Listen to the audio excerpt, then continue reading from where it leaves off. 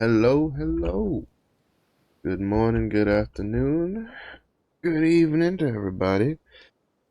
Uh, we are in the final days for Glaiver. Pretty excited. 21st we get all the a good chunk of the majority of the goodies we've been waiting for April at least. Glaiver, Southburn, that kind of stuff. Are supposed to be on the 21st. That'll be pretty cool. Um, remember, if you haven't, the Naruni Racing books expire on the 21st. So if you have a character to use them on, I suggest like using it on them. Um, don't forget to buy out the vendor for the Naruni Racing. Because this is the last couple days for it. Um, we don't know yet what event is going to replace it. I'm thinking they have confirmed that they are replacing it with something. We just don't know what that something is. I'm assuming we'll probably find out. If not today, probably tomorrow. Usually for something, I know they had planned to do a lot of like. They initially had planned to do a lot of marketing for the April update leading up to its release. So I wouldn't be surprised if maybe starting today we start getting like a little something something along the way. Trickling. They definitely have plenty of stuff to share, right? We're all waiting for the skin announcement, like what skin we're getting. We're waiting for stuff like uh what the new event is going to be, whether or not Arc Pass is coming, whether or not actually Arc Pass might be the new event, but stuff like that.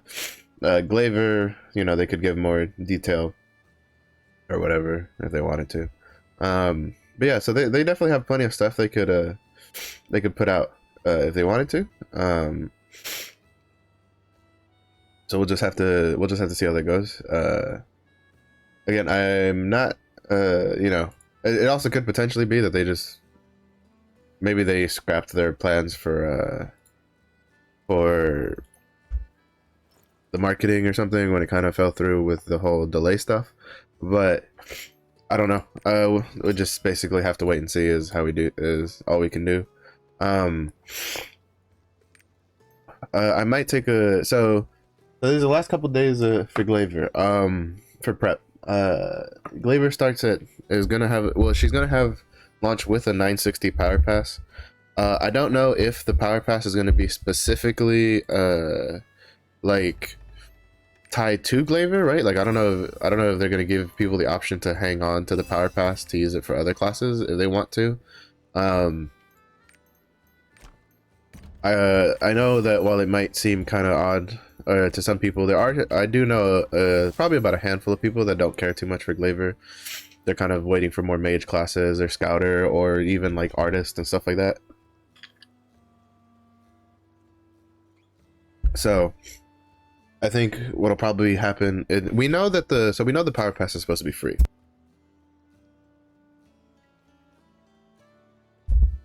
Someone asked about it on the forums, and Rox had answered that the power pass is free, but we'll have to earn it, like we had to do for the Vern power pass. So I'm assuming what probably is the play is you probably have to have a 960 character to get the power pass or something, or it'll be some other requirement. Well, it's unfortunate because like in some of the other regions they just handed them out to people. They also have to like keep in mind how easy it is for like bots to like for bot accounts to be made, so they're probably trying their best to control that part of it. But I imagine it won't be anything too difficult for people who have been playing even somewhat remotely for a couple weeks or something, because it really doesn't take too much to get to tier 2 and then 2 Phaeton after that, even for like a first time through. um Especially with the events, right? Like if you started playing in the last like 2 or 3 weeks, with the 2 events going on, you definitely have way more than enough materials to have at least gotten to Phaeton before Glaiver comes out. like unless you literally just started playing like last week. Um, but I'm curious what we'll get. I'm hoping that whatever we get gives us maybe some Kaldar fusion materials and a lot of shards. I need to do more fishing and probably more hunting to get enough to get some more stuff for this. I was saving up a bit. It takes I was looking at, I was using the max roll calculator, and the max roll calculator was saying I think it takes like about 100 something Kaldar fusion materials, which I don't have all of, but I didn't want to make too many ahead of time, simply because we don't know what all we're getting, right? We don't know if they're gonna, if the whatever event they give with Glaiver will give us fusion materials or shard pouches and stuff like that. Because those are going to be the biggest stopgap is definitely going to be shard pouches.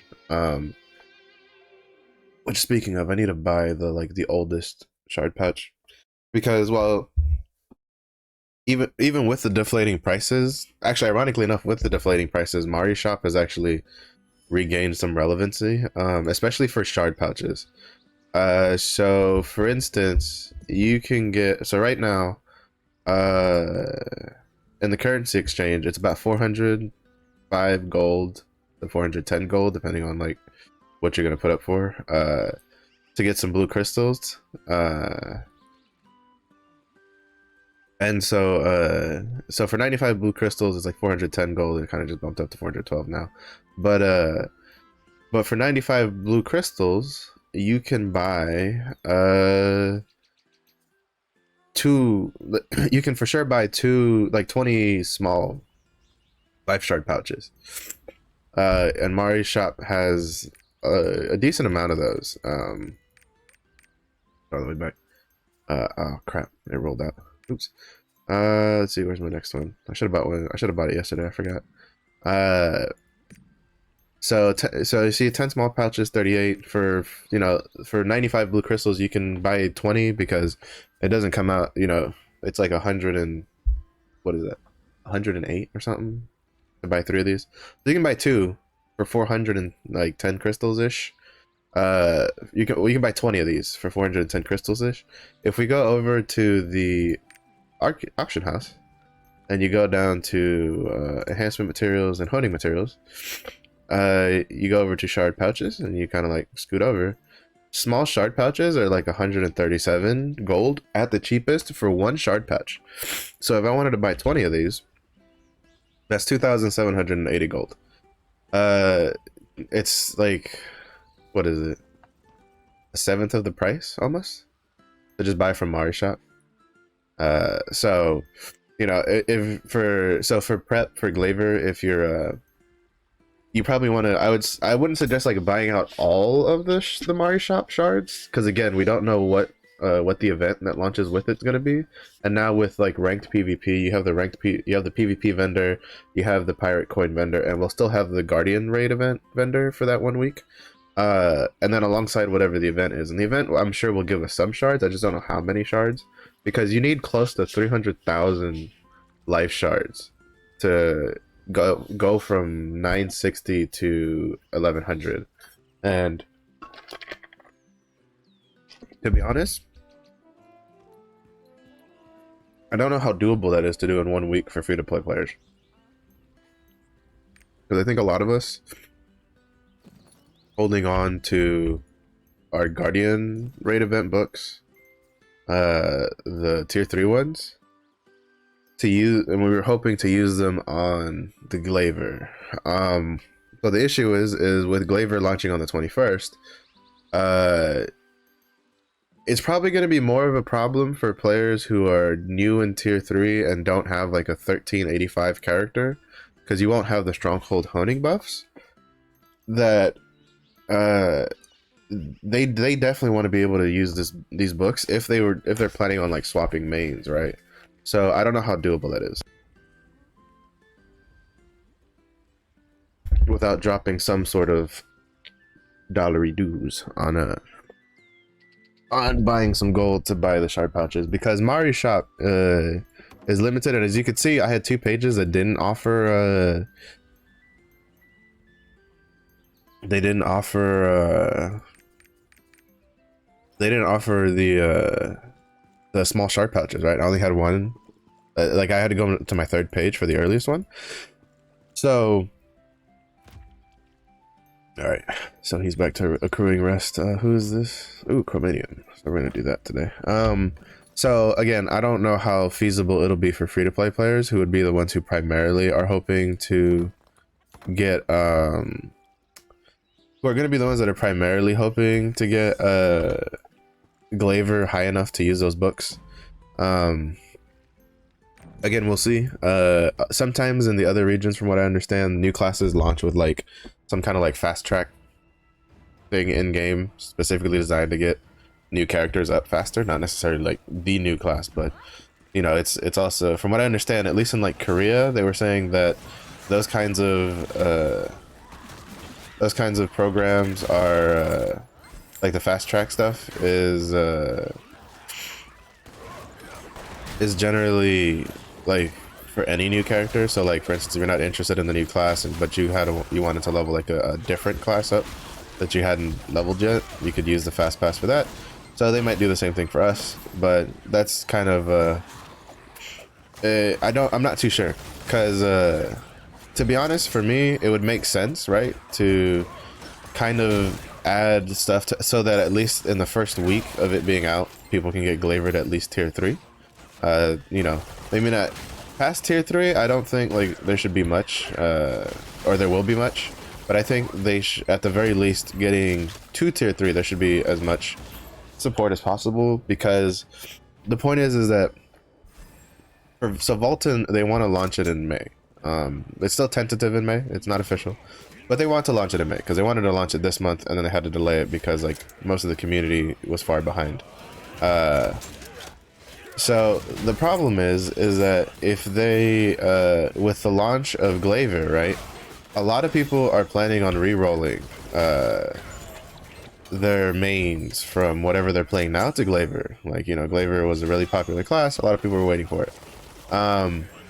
If they don't have some sort of like fast track to at least get people's new Glaivers to tier 3 like sooner rather than later, that's gonna skew their info, because a lot of what they're gonna see on their info, on their, you know, internal data, whatever, is that a lot of people have 1385 characters or maybe like 1340 characters, but that's it. Like, they didn't keep pushing them even with South Varen. Why? Because they're trying to get their Glaivers up. Like, a lot of people, again, we're really looking forward to Glaiver. Like, for me personally, Glaiver has always been more of an alt, so I still plan on playing my Scrapper, and getting my Scrapper to the 14-15, because unfortunately for me, unfortunately and fortunately, you know, it's kind of it's not really something I complain about, because it coming out, Destroyer being next month guaranteed, is like, it's a win, so I can't really complain too much.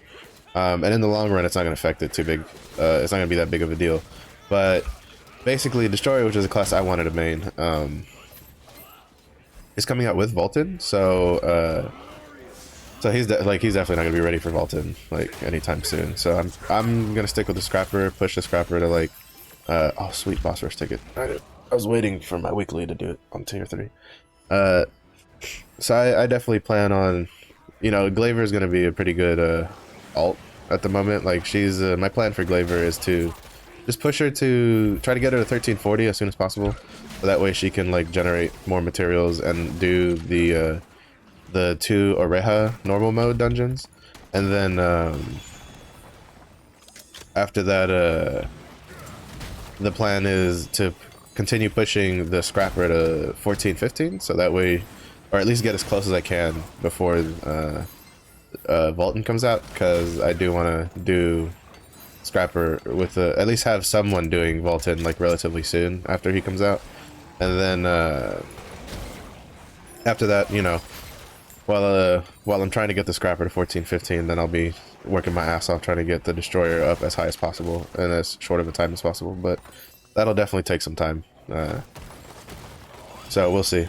But yeah, so hopefully the Glaiver launches with some nice events that give a lot of like shards at least, and leap stones, because leap stones will probably be another one, because you need on the average scenario you need about 1,000 leap stones I think is what the max roll calculator says. That's on the average to get. I think it's like, well, it's not like 1,000. It's like 700, like almost 800 is what the max roll calculator says to go from 960 to 1100. So an event that gives a lot of leap stones would be nice. I was personally slacking on generating unbound leap stones for characters because I was just tired of doing like Chromanium and Calventas and stuff on my tier 2 alts, so I just stopped doing their Guardian raids because they themselves didn't really need to keep doing it. But in hindsight, I probably should have at least been doing like a really low tier 2, like a really easy tier 2 one. Like I should have just been doing Calventas on my like 1000 geared characters because he's pretty easy at that item level. Just to keep passively generating some leap stones, but it is what it is. So hopefully, again, we can get the Glaiver to at least like 1302 in the first week. If not, then I would suggest using any tier 3 like honing books that you have on any like alt that's not 1370 yet. So for me personally, I will, like, if I can't, I'm probably gonna wait till like the very last like day, like probably on Wednesday. And if the Glaiver isn't anywhere near getting to 1302, then I'm probably just going to push maybe the Berserker or the Deadeye up to like, well, probably the Berserker because the Berserker's already 1325. I'll probably try to push one of them to like maybe 1340 or something, just so that they can make use of those books, because I don't want those books to go to waste because those books are really nice. So again, remember, Naruni Racing books expire on the 21st. So any of those that you haven't used, whether in tier 1, tier 2, or tier 3, make sure to use those on an alt or something that can use it. And then we have one more week after the update for the Guardian Raid event books. So make sure to remember to use those at the end also. I don't know if anybody's done it, but if you haven't gotten your maintenance compensation reward that they gave us like a couple weeks ago, there was a 14-day like grape juice aura of resonance potion in there. I call it grape juice because it's purple. But if you haven't opened that yet, you can probably save that for Glaiver to at least give her another try when you get her to 11 through Punica, because to be honest, like, I think on average most people don't get 1302 on their first 2 runs because they generally miss one piece. I know I personally, like, my Berserker took me 5 Chaos Dungeon runs to get all of his pieces, and my Deadeye took me 4 Chaos Dungeon runs to get his all of his 1302 pieces. So having any extra like little bit of RNG support for Glaiver is definitely pretty smart, because man, it really kind of throws a wrench in your plans when you're trying to do stuff like post tier 3 for when you don't get enough and you don't get like 1302 like off your 2 Chaos Dungeons, because we can't buy the Chaos Dungeon blue gear from like other players in our region for whatever reason. That's one of the changes they did compared to some other regions, is that they made the actual like armor pieces untradeable, like the purple and blue ones, for I don't know why. Like, to be honest, like that's kind of counterintuitive when they were stating how they wanted us to speed up, and yet they make it so that you can't, if you're unlucky, you cannot get 1302 in one day. And then the problem with not getting 1302 in one day is you can't even buy the vendors. Like, you can't buy anything. Like, you have to be 1302 to buy the extra materials. And you go, oh well, Marsh, that's like, what's the big deal?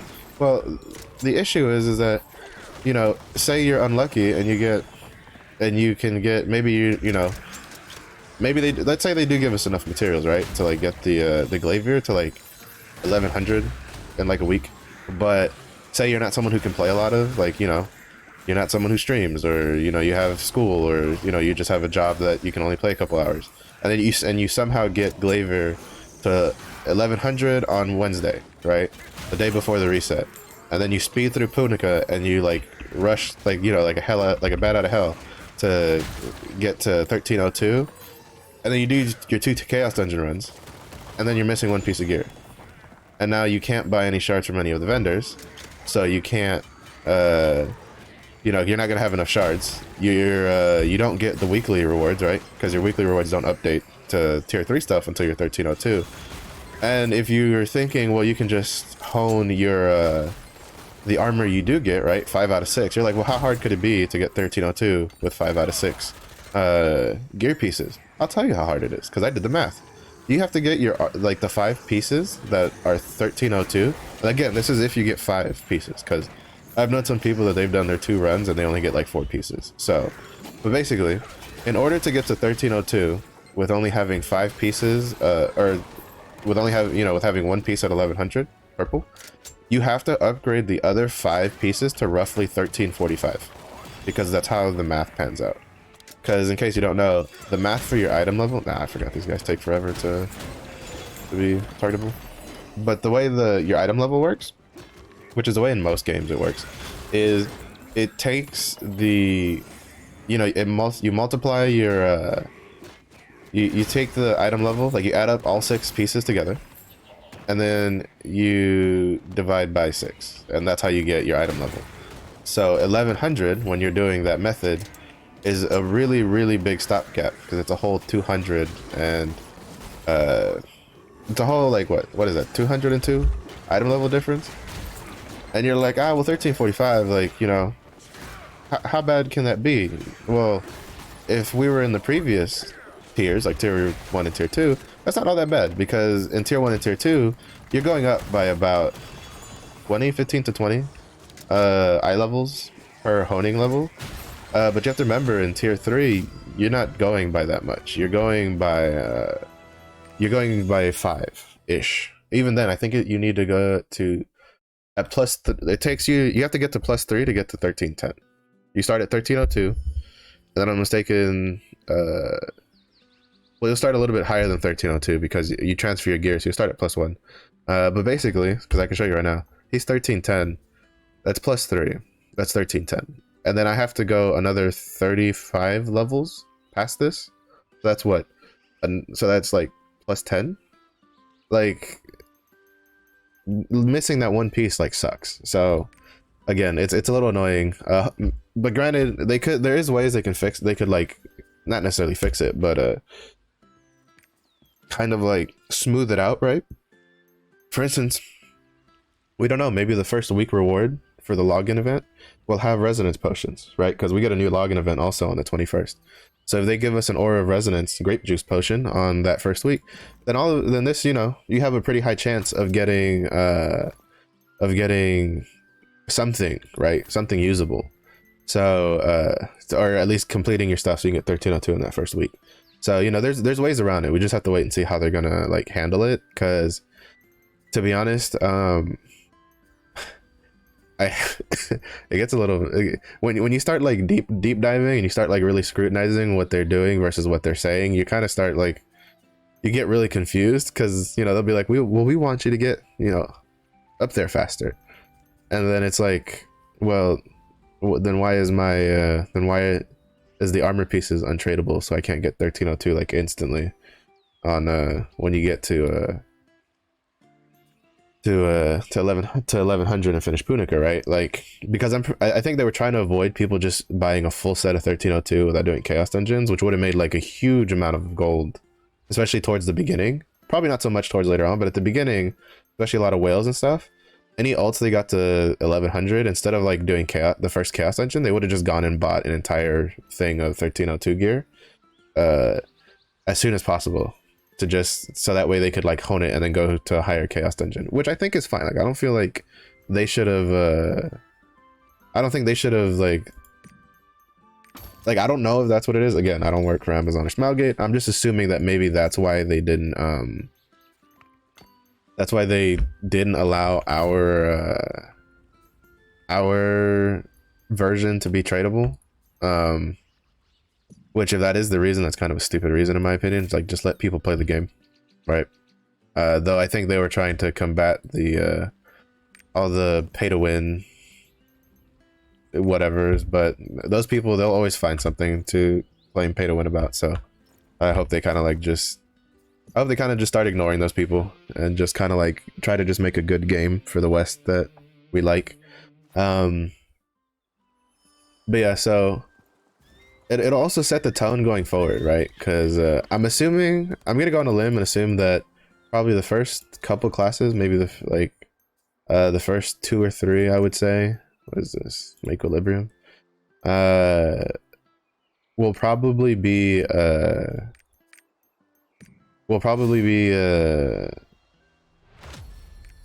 what's the word I'm looking for? Will probably be a Fate and Power Pass, right?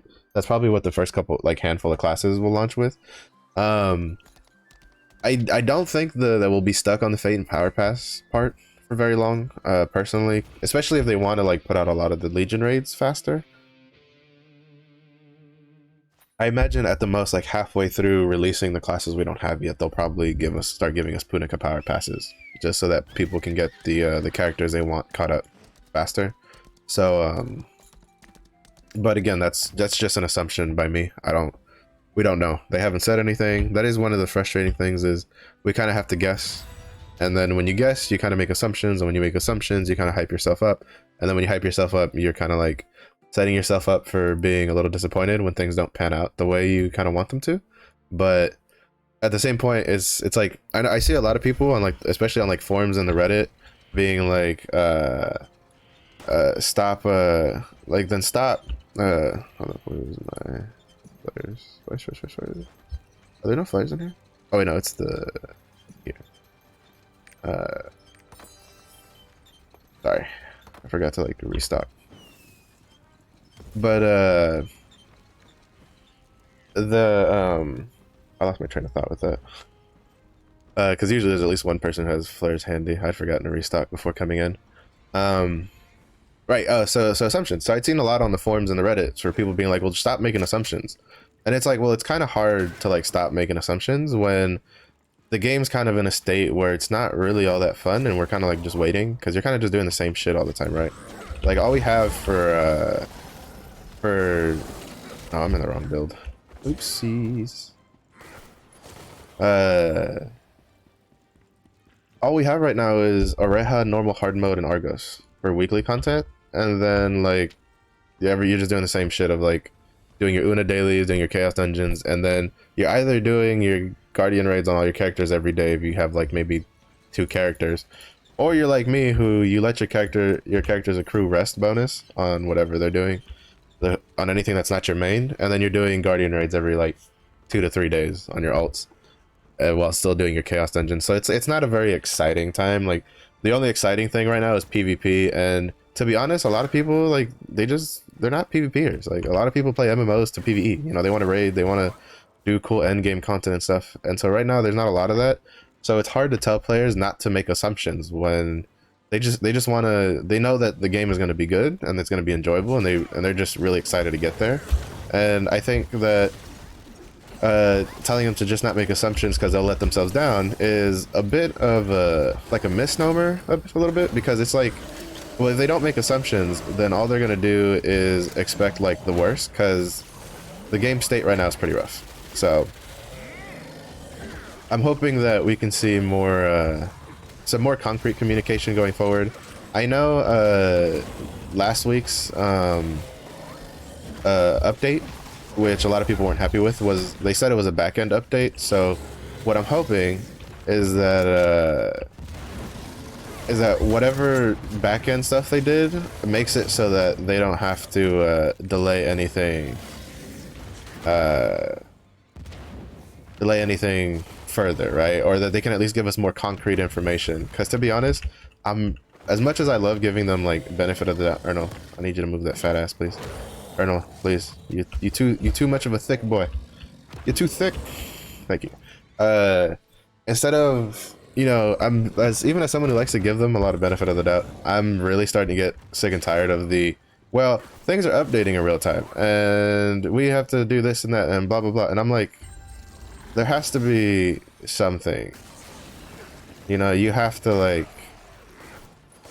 there has to be a point where like your real-time data stuff kind of like chills out and you kind of just go with what you got, right? And just go with something that you understand. So it's like, I don't know, like I can kind of understand it on both ends, right? Like we're tired of waiting, but they don't want to make too many mistakes and stuff like that, and it's just like they're kind of just caught between a rock and a hard place. And it's like at this point, I think they should just do what they do, like just release it at a tempo they want to release it at. But at the same point, they should understand, like they should have a clear idea at the average pace the average player like proceeds at, right? And then they should do event rewards based off of that, right? So give a lot of rewards. Like Naruni Racing, for instance, gives a crap ton of rewards now, compared to like the Guardian event. But having the Guardian event with the Naruni Racing gives even more rewards. Like it's a shit ton of rewards right now. So it's really good. Like stuff like that, I feel like is what they should be focusing on, rather than being like, oh, we need to like do this weird convoluted timeline of, well, we might release Vaulton in May, we might not. Like just fuck it, just go, we're gonna release Vaulton in May, and then understand like the pace at which players like progress without mats, and then just supplement that. Like in the long run, I think it's going to be easier on them planning wise, and it's going to be better for the players, because you're going to give the players like stuff, right? That's the worst part, right? Is we're kind of just, we don't get it, we don't have anything. You know, we get South Vern is cool and all, but again, South Vern doesn't give us any raid. It's like you don't even get the chaos dungeons, the 14-15 chaos dungeons, which I can understand why. I know a lot of people are like, then what the hell is the point of Vern? Well, first of all, you get the quest line, which gives you resources, materials. I've heard South Vern has a lot of card packs, so that's going to help with like getting your Lost Wind Cliff set completed, stuff like that. So especially considering that we're losing the Naruni Racing this week, which has a lot of which, you know, had a legendary card pack in it for every week. So it's like that kind of stuff is nice. I do understand personally why they didn't want to unleash the Guardian, the Chaos Dungeon raids without Vaulton, and it kind of makes sense because if they did, all the players that are super far ahead, like item wise, like that spent money or they're just super far, they'll have faster access to relic accessories, because in the chaos dungeons, so I'm mistaken if I remember this correctly, because Saint Tone explained it on a stream once. The way it works is your first chances at relic accessories is Vaulton and Descaluda, respectively. They're your first, and both of those are 14-15 content. But for chaos dungeons, apparently chaos dungeons don't drop relic accessories, or have a chance to drop relic accessories, until the 1445 whatchamacallit, 1445 chaos dungeon.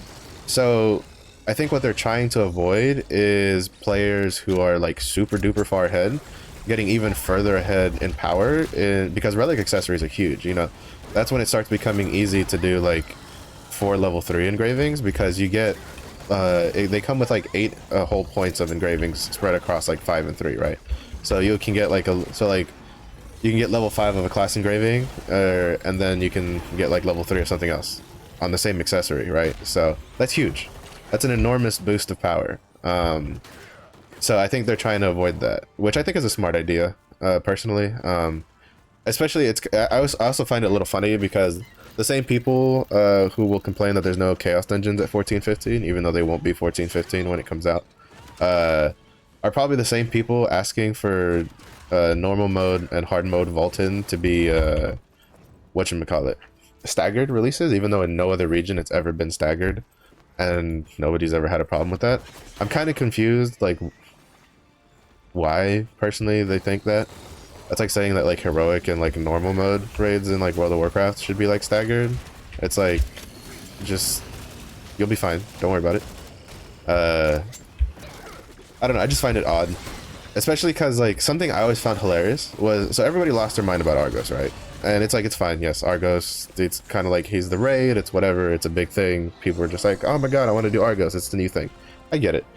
But nobody complained at all that they couldn't do Oreja hard mode at 1370, or if they were, it was a very, very small amount of people. I didn't see all these videos, you didn't see all these forum posts and Reddit posts about people going like, holy shit, pay to win, I gotta be 1370 to blah blah blah, wah wah wah. None of that. You didn't hear any of that for Oreha hard mode, right? And Oreha hard mode was in at launch. Like that's been there 1370s from launch, and it's the same item level requirement to get into Argos phase 1 as 1370. But you never heard anybody complain, right? And I feel like part of that was simply because like we launched with Oreha normal and hard mode, and so people were like, well, at least I'm doing the normal mode. So mentally they're like, that's not something really to complain about. But then Volton, it's like, no, he can't launch with hard mode. He's got to launch with normal mode only, or else the power. It's like, I don't know. It's, to me, it's so weird. It's such a weird argument, and I feel like maybe it's people who aren't like, they have, it's a valid concern, to be honest, but again, in the long run, I don't think it's really going to matter all that much. Just because like it still takes a long time to get those the enough materials to do those sets, and we'll be in those sets, the relic sets, for a long time. Not to mention, if we get the same exact crafting pace, you can't even make the relic sets without Viekas, because parts of the relic armor will require Viekas material and other parts will require Volton material. That's how it works in Korea. Actually, that's how it works in the other regions. So in the long run, it really doesn't mean jack shit to launch normal and hard Volton at the same time, to be honest. It just gives the players who wailed and pushed further ahead something to do, which I don't think is a bad thing. I think, especially since they're the guys who are keeping the lights on for the servers and stuff, right? Like, as much as free-to-play players want things to be even, at the end of the day, without whales, like, these games would just die, because someone has to pay the bills for the servers and the lights and stuff like that. And if it's not going to be you, it has to be someone else. So you might as well keep them a little happy and give them something to do while everybody else is trying to catch up. But I don't know, maybe I'm a little different on the opinion there. But I don't know. I think like in the long term, I think like I'd say probably like 3 or 4 months, we'll probably look back on this as a community and be like, man, why did we ever complain so much about this? Or it'll be like, man, we really should have complained more. One of the two. Oh wow, she caught all of us with that. Black Fang in like the boss rush is like, in my opinion, one of like the harder fights, because she has like a lot of like fast movements, and then she's small, so you have to kind of be a bit more precise with your targeting. So while I'm here, let me make sure I hate how like if you push the combinations too fast, okay, there's a progress. If you push the button combination too fast,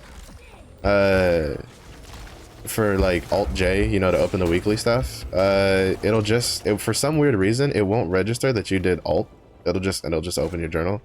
And that's not the only thing it does it on. It happens to me for the guild stuff too, right? Where I try to like open my guild like by just like Alt J or Alt U real quickly to try to get it open, and then for some weird reason, if I go too fast, it'll only like read the U part, like, you know, and it'll open my friends list instead of like opening the guild menu. I don't know. I don't know if that's a problem in the other versions too. For me, it seems like a weird thing. It might explain why sometimes if you're like hitting too many skill buttons like back to back, if you've ever had a moment where you're like, man, I'm pretty sure I hit that button and it didn't go off, it might just be because it's the same thing. Like, for some odd reason, a lot of times it'll read like 1 out of the 2. Ability wise, sometimes it's like random, like sometimes it'll be the first one, sometimes it'll be the second one that gets read. But for when you're opening menus, it's definitely like the second button takes precedence. And it's just, I don't know, it's a weird bug to have, because I don't remember that being an issue in like the CBT they did before launch. But then again, there was a lot of issues we didn't really have in the CBT that we do now. So it's probably just something we just gotta put up with. But to be honest, it's probably not that big of a deal, especially if the main issue with it is just like the menus. So if the menus are the biggest issues for like the 2 buttons, I'll take it. I don't mind complaining about that. It's a little annoying, but again, as long as it doesn't affect combat, it's not that big of an issue, in my opinion, because combat's like the big thing in the game. So, oh wow, it's been a while since I'd seen like duplicates of the same boss on the same phase. But yeah, that's just a little side rant about the button things. It is a little annoying, because I have a habit of very quickly going like Alt U, Alt whatever, like my brain kind of just memorizes where the keys are, and I'll just be like, like just real quick. But yeah. So anyway, so Glaiver is this Thursday. So pretty excited. I'm also personally pretty excited for the South Vern story. Oh shit, it's fucking Monk. I think a lot of people who didn't like the story before will probably like the South Vern story. I've kind of kept myself relatively spoiler free on it. I know some things that happen in South Vern, but I don't know everything because I kind of like I even skipped out because like Saint Tone did like a lore arc, like 2 days of it, and I didn't watch the spoiler one of things because I didn't want to get spoiled on like the South Vern stuff when it was so soon. But you know, it's pretty exciting in my opinion, and I think a lot of people who may have not liked the story before will probably like it a little more with South Vern, potentially, hopefully, because I personally think the story is actually pretty good once you get past like Rohendel. I think Yorn, Phaeton, and Punica stories are actually pretty good in my opinion. The first time I went through them, I watched all the cutscenes and stuff, and I was like, you know what, this actually isn't that bad. So, oh shit, he came from behind. So I'm hoping, like, I think South Vern, a lot of people find it interesting. There's definitely some pretty cool action sequences there to look forward to, in my opinion. I mean, to some people, they probably look at it and go, oh my god, I gotta do this on every fucking character kind of thing. But in my opinion, if you can't, like, stomach doing, like, a 1 or 2 hour quest line once on a character, like on each character you do it on, that you never have to do it again on that character, I'm not quite sure how you'll survive long term, seeing how Lost Ark, like MMOs in general, their end game is just doing the same shit day after day, week after week, until they like release new content. So I think if you can't even handle like something like, hey, doing South Vern, which is like, I think it's a 2 hour on average is what it says it takes people to do per character quest line. I'm not sure how you're gonna play Lost Ark long term. Maybe you won't, you know, that's also a possibility. There's a lot of people that won't, but I don't know, I find it as a weird complaint when you consider the fact that, like, with knowledge transfers and power passes, you get to skip a majority of the like the story for early stuff. Let me see, can I get this off? Yes I can. You get to skip a lot of the, so like, for instance, you can what is it, I think Rohendel, and I want to, yeah, if I'm mistaken, I knowledge transferred Rohendel on like my last 2 alts, like on the striker and the oh shit, wait, that's stun to the face. On the striker and the Deadeye, neither of them stepped foot in Rohendel, like to do the quest, like the story quest. I knowledge transferred them because I was just like, I just cannot be asked to do Rohendel. I cannot stand doing Rohendel. It's such a boring fucking quest line to me. Like Azina's great now, don't get me wrong. Like Azina is beautiful and I love looking at her, but the quest line just feels like it takes like 3 years in comparison to like Yorn, Phaeton, and Punica. So I knowledge transfer through that. I don't remember if I knowledge transfer through Phaeton. No, I don't think I did. I think I did Phaeton like on the alts. Because the point is Phaeton's kind of hard to justify knowledge transferring because the quests give a lot of reward. Yorn's not that bad. You can knowledge transfer Yorn if you feel like it, but Phaeton gives a lot. Well, actually, no, even Yorn, because Yorn, if you knowledge transfer Yorn or Phaeton, because this is an issue. I don't know how they're gonna circumnavigate it with the power pass, because the power pass, you know, auto completes all the side quests on that character, but doesn't give you the like physical rewards. You'll get like the virtues and stuff like that, but you won't get like the engraving books if it gives engravings and that kind of jazz. Both, if I'm thinking, it happens, I know for Phaeton for a fact it's like this, but I don't remember. I think Yorn is also kind of like it. When you complete the quest line, you get Kaldar fusion materials, like a decent amount. If I'm thinking Phaeton gave you like 35 by itself. That's a lot, to be honest. Like that's a good chunk of Kaldar fusion materials. That saves you, you know, that saves you at least having to do 1 craft of it. And I don't know what they're gonna do. Like, I don't know if they'll give you that stuff in the power passes, because I think, like, for the most part, people don't really care. I think there, like, a lot of people, at least a lot of like people who have already been pre-planning are probably like, I already have fusion material lined up for it, which, you know, I'm one of those people. That's kind of what I've been working on, is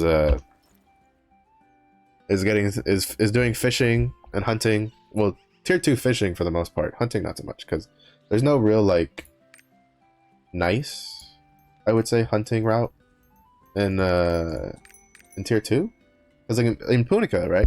If you want a hunting route for Punica, you just go to Star Sand Beach, and what you do is this right here. You go over here, you go over to the hot springs, and all you have to do, and honestly, Chaos Gates are one of the best days to do this, because you get like 10 plus channels to like fuck around in. Is you start at the tri point up here, and then you go down this way, you run around here, you follow the route this way, you cut in on this inside pathway here, and then you cross here, you run through here, and then you just keep repeating this loop, and it just loops here. And in the time it takes you to run this loop, everything will have respawned, like hunting wise. If you have hunting level, what is it, 10, I think? Because mine's almost 30. Like, this will probably get 30 today, because I have to go do more today. At hunting level 10, you get Hunter's Eye, which is a passive. Make sure you turn it on. Because with this, you can now see where they're hiding. And this, and like this is such a nice feature, because it's not just them hiding, it just shows it to you in general. It puts a big, like, well, decent, like, I'd say like a medium-sized glowing blue and red targeting icon on top of the rabbit or the cat or whatever it is that spawns. But what it lets you do is any mining, like any gatherable node that's like mining or harvesting. I don't know, I don't think trees get it. I don't know, I haven't had any hunting routes that have trees, but I know for sure mining nodes and like gatherables like flowers and mushrooms, it'll show you when there's prey, quote unquote, hidden in there. And so what you do is you just throw your machete at the node, and then the thing comes out, and then you hit it. But usually you can get, it's pretty rare. A mining node can spawn here next to the triport, but the thing is that since it's so close to the triport, a lot of people tend to mine this when they're going to the Chaos Gate or when they're just coming here in general. So a lot of times it's pretty rare for you to get the mining node here for prey. So a lot of times what you'll do is you'll run through here. Usually, I think around here there's a mining node, like in this area. Usually you have a mining node. And then more often than not, there's 2 mining nodes here in this corner. And then 2 mining nodes over here. Sometimes there'll be 1 mining node up here. And then over here, there'll be 1 mining node here. And then the reason I tell you to go through the inside pass instead of the outside pass is that the inside pass has a chance to have 2 mining nodes while you're running through it, on top of having a spawn like up here for a rabbit. So that's 3 passes here. And I've done the outer pass, and at least every time I've done the outer pass, I've never seen a mining node. And I usually see like maybe one rabbit at most. And then the point is do not mine. That's another thing. When you're doing a hunting route that has mining nodes or like harvesting nodes, do not touch them at all. Because when you touch them, I don't know what it does. I feel like it resets the timer on like when they can spawn prey. Well, first of all, the nodes might not respawn at all, right? So if you mine it and the node doesn't respawn while you're doing your route, that's 1 less hunting chance that you have. So you're kind of shooting yourself in the foot there. But secondly, I've had cases where I won't mine it, but someone will mine like this one, because again, it's next to the triport. And then like it'll spawn again, and then I'll run past it, because I'll do like anywhere from like 15 to 30 minute runs just to collect materials. And then this node will not have, like, it won't show me the target for the rest of my route for like the rest of like the 20 or so minutes I'm there. So I don't know what it does, but remember, if you have mining nodes or harvesting nodes that spawn prey, do not like leave them alone. If anything, like wait till your last like sweep through to mine them and gather them. But you kind of want to just leave them alone. So that's basically all you do for tier 3. It's super easy. It's pretty brain dead, honestly, like, because the most you'll have to deal with is the crabs that spit at you. It's very important, especially for hunting, well, actually for gathering in general. I will always suggest to have super armor on your as your basic effect for your tools. This is fantastic. It makes it so, in case, I mean, it should be kind of obvious, but what it is that as long as it makes it so that monsters can't interrupt you while you're doing stuff. And for hunting, for hunting, for all of them, it's useful. It's really useful because they like putting nodes in the middle of like packs, especially ranged packs. But for hunting, it's like it's almost mandatory because you have to chase the target, and sometimes the target runs into like they sometimes, you know, they run into packs and stuff. So if you kill it in there, then you have to waste time killing, and then you have to gather. It slows you down a lot. So a lot of times you can just gather, do your super armor through it, carve, and then just keep running on your way without having to stop. So that's a big thing there. I'm gonna have to refill my water later in the stream because I'm talking a lot. But that's just how it is for Punica. For tier 2, I haven't really found for tier 2 a route that's that nice, because the route in Punica, the reason I say it's nice is because you only really deal with mobs like on one pass. So you only really deal with mobs here, like when you're coming through here, because this is, well, when you're coming well, this is the one that has the highest concentration of it, and then you get like 3 or 4 more here, but it's just a spitting crab, guys. But for the most part, outside of these 2 little channels right here, you don't have to deal with mobs throughout the rest of this run. So there's no monsters here, there's no monsters here, there's no monsters here up until here. So you just have here and here. It's just this area has the spitting crabs. And you can ignore those fuckers because they leash pretty soon. Especially here, because here, sometimes you'll get a rabbit that spawns here on the way to the passover point. And so you can kill the rabbit and grab it and then pass over. And then a lot of times there'll be a rabbit here and a rabbit here that spawn, from my experience. So it's a pretty good like crossover point, because the point is that I did try once to do like, I would come down this way and then I would go back up this way to go this way. But the problem is that while you have a chance to catch like extra things that may have spawned after you went through, a lot of times you're wasting time because you're running through here. These haven't spawned, these haven't spawned, these haven't spawned, these haven't spawned, and then you don't have anything to hunt until you get over here anyway. So you might as well just do the slow pass over and then run through here and then just start the loop. And then so basically all the time, and the time it took you to go all the way back over here, you've gone here, here, and then you're starting your loop again. So that's, at least for me, that's the best way I found it personally. So if you needed a hunting route for tier 3 mats, because those Oreja fusion materials, we're going to be using them for a long time. There's a third, if I'm thinking, so we have one version. You have one version for the blue and purple armor. You have the blue version now for the legendary armor, and then I think it's the ancient armor we then changed to a different one, like another one past that. It's either an ancient or relic, or past a certain like gear score, right, or item level, whatever the fuck you want to call it.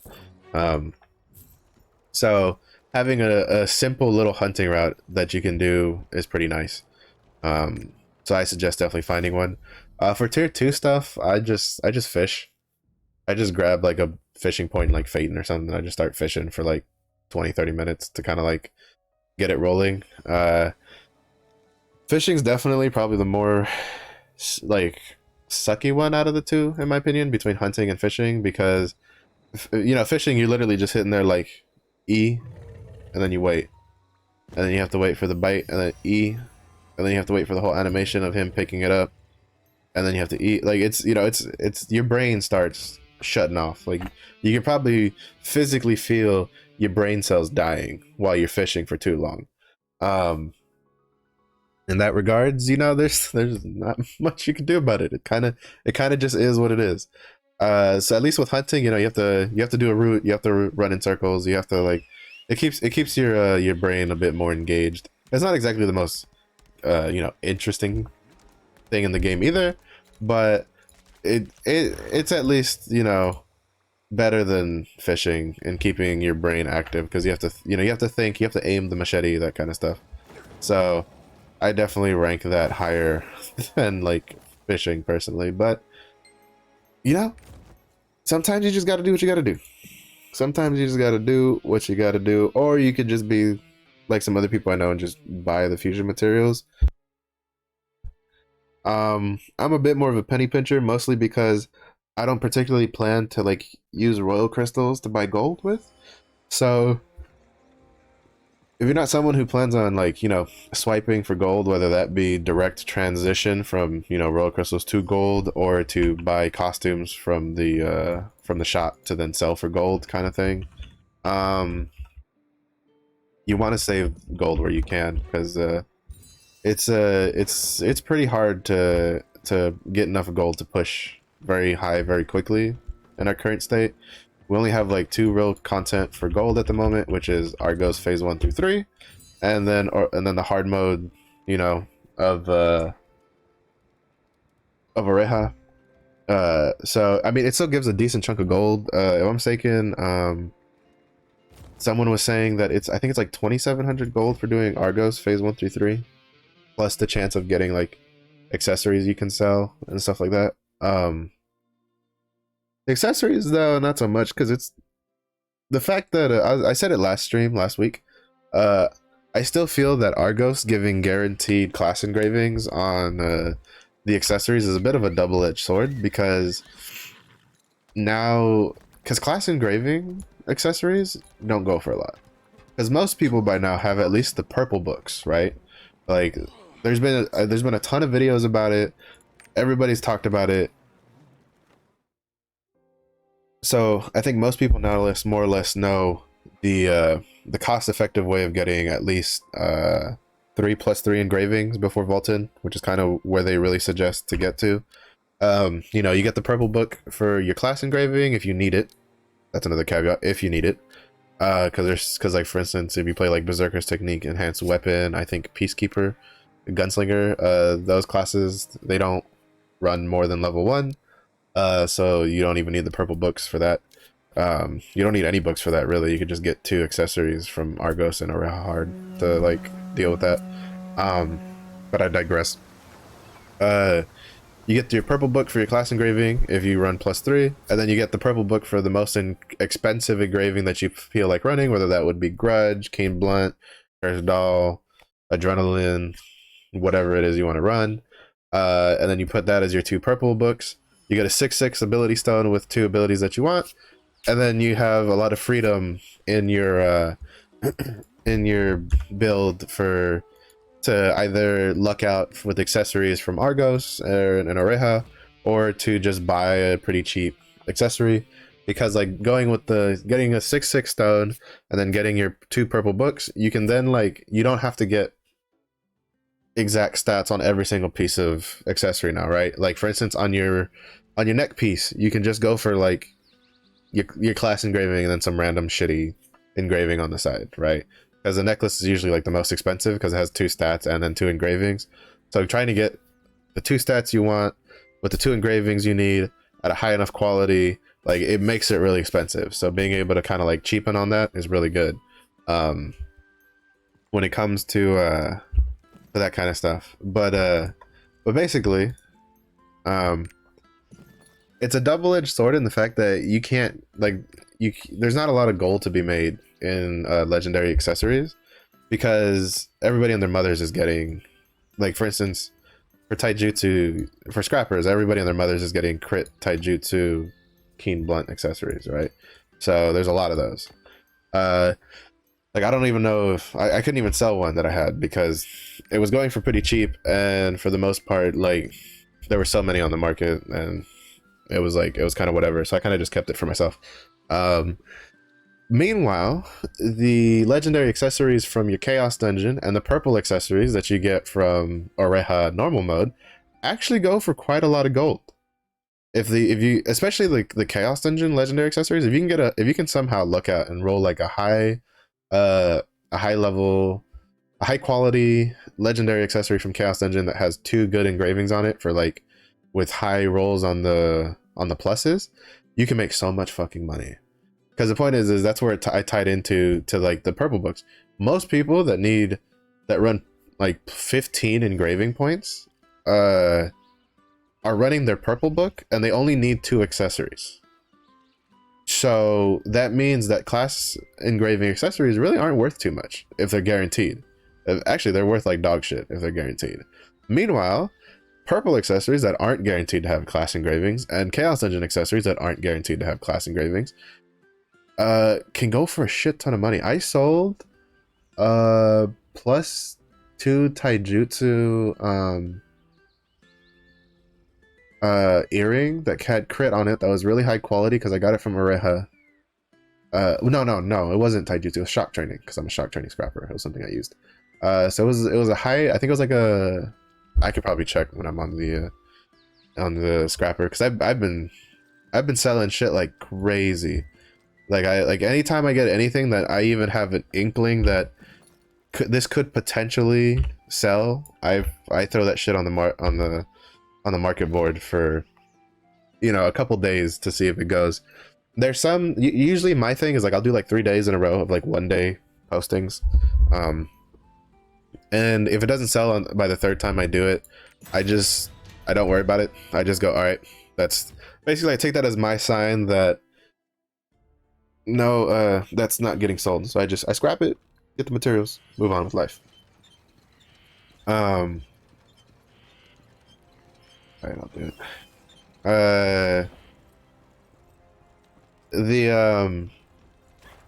So if you have a purple engravings, purple accessories that are really high quality from when you did Oreha normal, don't trash those. Like, don't just instantly trash those. Check out the price because you'd be surprised. I think I sold mine for like 200 gold, 300 gold, and you know, and you're like, oh, it's a purple though. Like, it was going more than oh, I forgot I don't have a counter on this build anymore. It was going for more than the legendary stuff because it's just like it's because it's, you know, that stuff's rare to get. You're not guaranteed those, so stuff like that you have to like kind of be conscientious and kind of like look at the market before just scrapping it, because you never know when like how much gold you can get out of something like that. Purple ability stones are another one. Purple ability stones for sure are worth a lot, mostly because that's kind of the stone people are going for, because those are kind of like more common still than the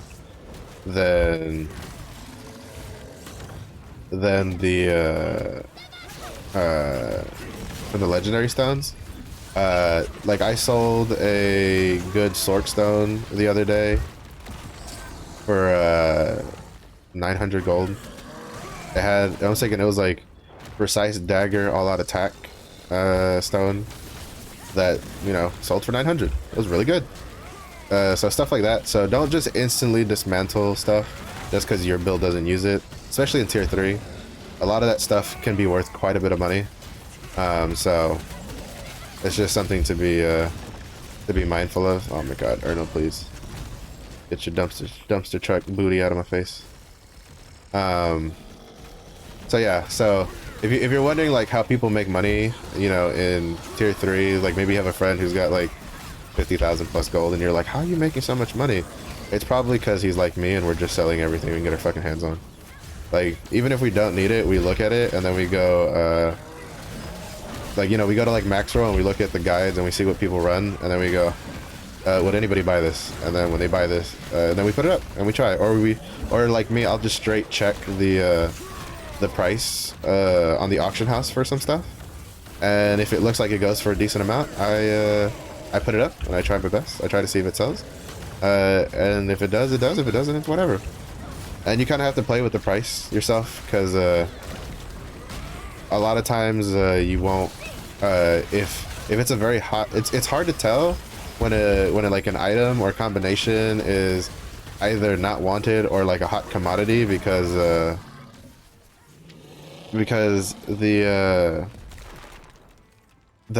player, the auction house side of things, where you can sell gear and stuff, doesn't keep like a log of what's been sold, right? So a lot of times I've had to guesstimate the price, and for some of my like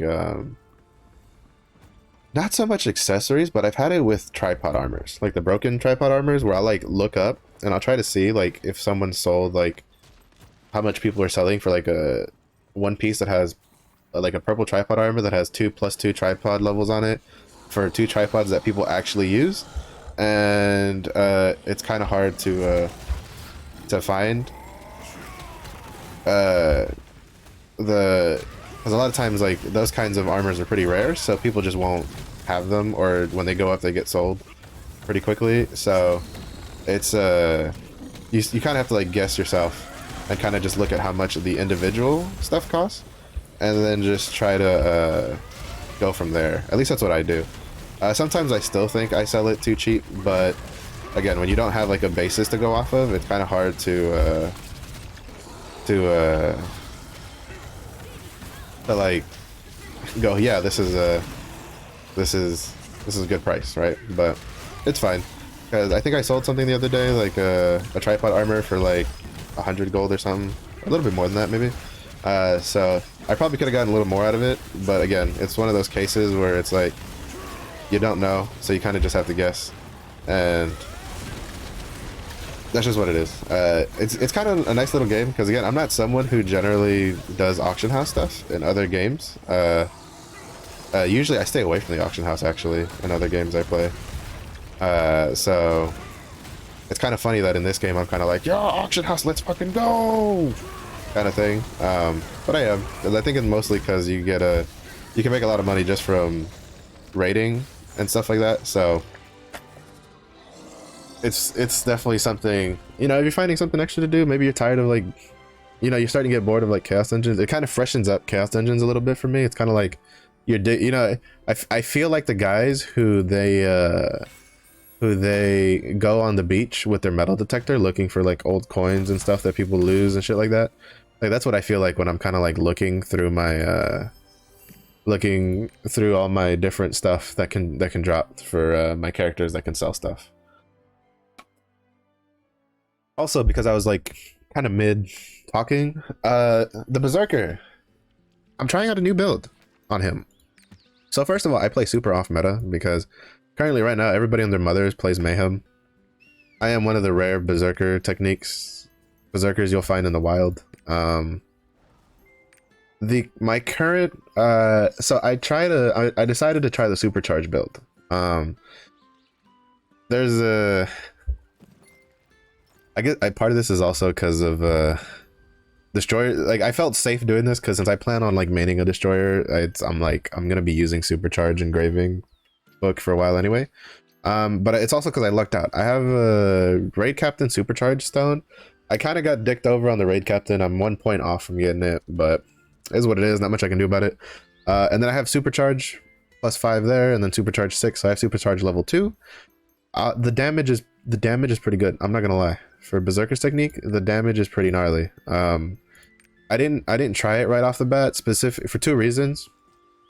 One, it seemed weird because for a good long while, even in Korea, people weren't running the supercharge build for Berserker's technique. Of the few Berserker's technique berserkers that were still running around. And 2, you lose your counter. You have to run Mountain Crash over Windblade here, and then you have to run then you kind of have to give up Chainsword, which isn't too big of a deal because the biggest bonus from Chainsword was that it also gave you a crit rate buff when you I'm also gonna do a little bit of refaceting because I need to like re-roll this. When you whatchamacallit, it gives you like the way you tripoded it was that it gives you did you fucking roll on something I used? Thank you. Oh, that's actually really good. You tripoded it in a way that when you hit a monster, it gave you a crit rate and attack speed, but as a Berserker's technique, Berserker, you don't really give 2 shits for that crit rate. You kind of just roll with what you got, because you get a lot of crit rate from the Berserk technique anyway as a Berserker's technique, or with a Berserk mode as a Berserker's technique Berserker. So you really don't care too much about it, in all honesty. So Mountain Crash, you take it, you tripod it for you'll tripod it for focus, swift attack, where that way it gives you 20% attack speed for 3 seconds, and then you earthquake. Something I need to get better at is lining, like when I use it, because what I should be doing is you should be using it for strike wave, especially when you're not in angry mode. When you're not Hulk smash mode, what you want to do is you want to go like you'll go like red dust, mountain crash into strike wave when you're like not in angry mode, because that attack speed speeds up strike wave, and then when you combine it with supercharge, it makes it go pretty quick. What I'm trying to get for my plan, because I kind of like fucked around with it in Trixion a bit. My goal is to get level 3 supercharge, level 3 raid captain, level 2 spirit absorption with level 1 berserker's technique is kind of the goal for the berserker. Again, the berserker, I don't know when I'm going to push him up. I am kind of having more fun with the supercharge build than I was with the other build. I don't really know why, because to be honest, it only changes like 2 buttons, and the overall like gameplay really isn't all that different. But I'm just like, I don't know, I guess I just like supercharge. I guess that's just what it is. So it's kind of weird. Like, I still haven't even figured out myself, so honestly I can't explain to you why I think it's so cool. But it's fun. It also might just be mountain crash. I love mountain crash. It's such a cool fucking ability. But yeah, so maybe I don't know if Mayhem would run this, because you kind of need the crit from the chainsword buff. Like, it's really helpful for Mayhem, since Mayhem doesn't have the innate crit rate chance from being in angry mode, since they're always in angry mode. So that's helpful for them. So I don't know if they can run mountain crash. But the nice thing is that they gave mountain crash a counter effect on the Korean PTR, which is huge especially for this build specifically. Because the non-supercharged build kind of has an option to run Chainsword instead. Because you run Windblade with Tempest Slash, which is 2 very like high fury generating abilities. So you kind of don't need Mountain Crash unless you're just really low on spec. I would say probably below 1,000 spec, you should probably run like Windblade, Mountain Crash, and Tempest Slash. But once you get above 1,000, I'd say you're pretty good to like just to kind of like, especially if you have your wealth runes, right? Because I have wealth runes. I have a purple wealth rune and a blue wealth rune that I use. So for me, it's after like once I got him to like 1,000 spec finally, it was pretty smooth sailing from there to just change to 2 abilities and then try the supercharge build, because it really wasn't that bad. Ooh, gold room. I've been pretty lucky. I got 2 gold rooms yesterday on the scrapper, like during her like actual runs, so that gave me gold. And now I got a gold room on this guy. Bruh. The game. It's like, the game's like, we understand you're prepping for Glaiver and we support your decision, so here's all of this stuff. You love it. You love to see it. I love to see it. But yeah, the other nice thing with supercharge is it lets me run, like you have to run Berserk Fury, which, to be honest, I kind of like a little bit more than the chains. I love the chains, don't get me wrong. The chains visually is like to me is like one of the coolest awakenings in the game visually. Like, it's so cool. You know, you got these chains that just pop out of the ground, but it makes no fucking sense on the Berserker. It just makes no sense. The Berserker literally has no abilities that uses chains. If it was the Gun Lancer, I would be like, okay, yeah, this makes sense, because, you know, the Gun Lancer has abilities where he shoots chains out of his gun and stuff like that. I'm like, but the Berserker, like, it's cool, but thematically, like, what? Why? Like, why? Like, don't get me wrong, it's cool and all, but I just don't feel like it fits the Berserker. But the Berserk Fury, the big sword, woo, bruh. It's like, it's one of those things, like, have you ever been so mad that you extended your sword like 6 feet more with like pure rage? And the Berserker's like, yes, I have. Like, that's so cool. That's such a cool build. So I'm kind of glad I can run that. I think that might be the other reason I like it, because I can run the Awakening that I feel is more thematic. For the 2. But yeah, so I don't know, maybe if you're like me and you kind of like, you don't like Mayhem, or you don't like running like the meta stuff, maybe give Berserk Technique a try, and then maybe give like the Supercharge build a try if you kind of don't like the first one. I will say he takes a lot of specialization to even become remotely playable. Like 1000 specialization is still way too low. Like he's barely playable at 1000 spec to a decent amount. So I definitely think you know Berserker Technique Berserker definitely needs some like some TLC, you know, some tender love and care to get him to a point where you can kind of like really start to enjoy him. I like the playstyle. Well, I liked the playstyle before. In tier 3 for a bit, he kind of the playstyle like it kind of like I started going like, man, I'm kind of tired of the Berserker. I don't like the way he plays as much. But after swapping over, I think he's at least equal to the Deadeye right now for playing. I'm waiting to see. Like I'm hoping I like the Glaiver because Glaiver looks cool. I've always wanted to. I'm always a sucker for like spear / polearm classes. I don't want to hit anything with this. Yeah, so the fact that they made Glaivier have spear and a polearm and a glaive, like that's a win in my book. Really fucking nice. And the abilities just look fantastic. So I'm looking forward to that. But for me, she's always been like an alt at heart because Destroyer's always been my baby, even before the KR patch notes. Like you can go back to some of the old VODs on YouTube and you'll see me like gushing about waiting for Destroyer early on. Like Destroyer has always been my love. I don't know why. It's just something about that hammer and those rocks. Like it's just too cool. Which makes me super stoked for the changes coming. Damage wise, I think it's going to be roughly around the same total where it was before the Destroyer after the changes, because they kind of like from what I understand, Perfect Swing so far with the changes still deals roughly the same amount of damage. I think that only really saw a like, I think it's like single-digit percentage nerfs, which really isn't that big of a deal. But Seismic Hammer, I missed that. Seismic Hammer was really the one that got hit pretty hard in the with the changes, because they just straight up took away one of its damaging tripods.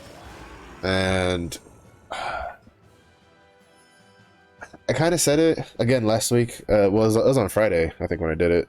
You can kind of check. I have a VOD on YouTube. My VOD on YouTube is still up. I have it also timestamped for when I review certain classes. I only reviewed Berserker, Scrapper, and Destroyer because I actively play Berserker and Scrapper, and then Destroyer is a class I've researched a lot.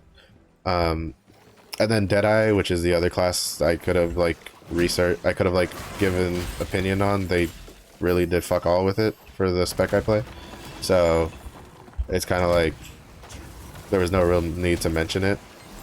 And then Striker, I play it, but I wouldn't consider myself like knowledgeable enough on Striker to like comment on it, even though again it also didn't get like any changes. So but for Destroyer, the changes like really smooth out the playstyle. But the one thing that they did, which kind of annoyed me, is that they kept Perfect Swing as kind of like your main DPS ability as a Destroyer. And to me, I feel like thematically, that's a bad idea. And like hear me out. Don't get too crazy. Like, you know, especially if you're someone who you're like, I want them Perfect Swing big numbers. Like just listen. Just hear me out. Destroyer swings its hammer for like all of its blue abilities except for like 2, right? Like you have the one that shoots out the little weird gravity laser thing, which to be honest still doesn't make sense to me how he does that, but fuck it works. And then you have the Earth Smasher, which is the one that that you pull the rock out of the ground and then you slam it in a monster's face. Neither of which you really use as a blue skill for PvE, right? Now the purple skills, like I think only 2 of the purple skills don't have some cool fucking effect on it, right? Like you have Seismic Hammer, which literally pulls entire fucking like almost a mountain range out of the ground to hit the boss with. You have Earth Eater, which for the rating tripod, which got buffed by the way, and the numbers still are out on that because from what I understand, the Destroyers still don't have high enough tripod levels to really see how much damage it can pump. But they feel pretty optimistic about it since it also synergizes with supercharge now.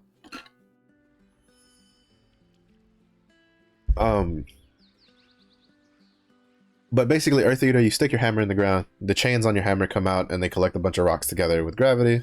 Also, by the way, another warrior class with chains that doesn't have an awakening that has chains. Weird. I don't know. Again, maybe they just wanted to give berserkers chains and couldn't figure it out, so they just put it in the awakening. Sorry, I had to make a little jab at that. But but you have Earth Eater, you put your hammer in the ground, chains come out, grabs a bunch of rocks, turns that into a hammer, and then you hit the boss with it. Pretty cool, pretty visually, pretty awesome.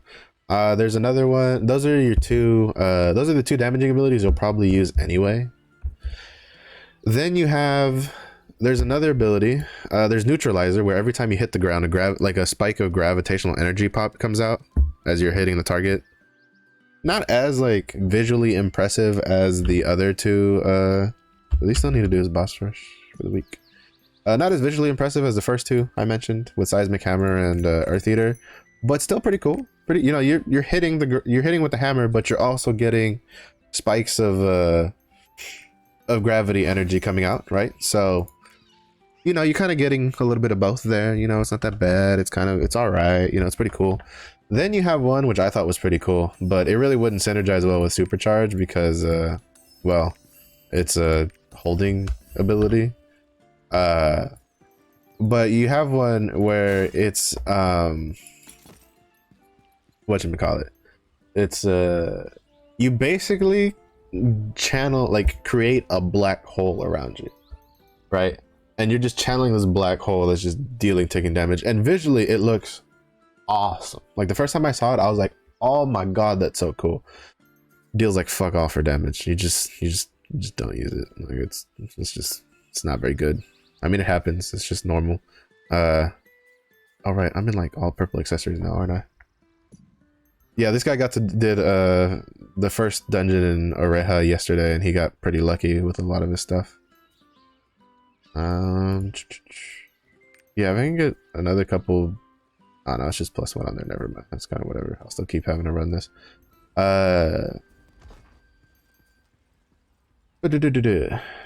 So, but basically, as far as I can see, neither of those two abilities got buffed between Neutralizer and the Gravity one. And then Perfect Swing, again, didn't really lose all that much damage. And then I'm thinking Full Swing just didn't get touched, like, at all. Which, basically, Full Swing and Perfect Swing are the two purple abilities that don't have any, like, gravitational core effects on them. They're just... oh, Deadly Blow. Is that... Hold on. That could be worth something. Where's Hellblade? Oh, that could be worth something, even if it's getting nerfed. Where'd you go? Get back here.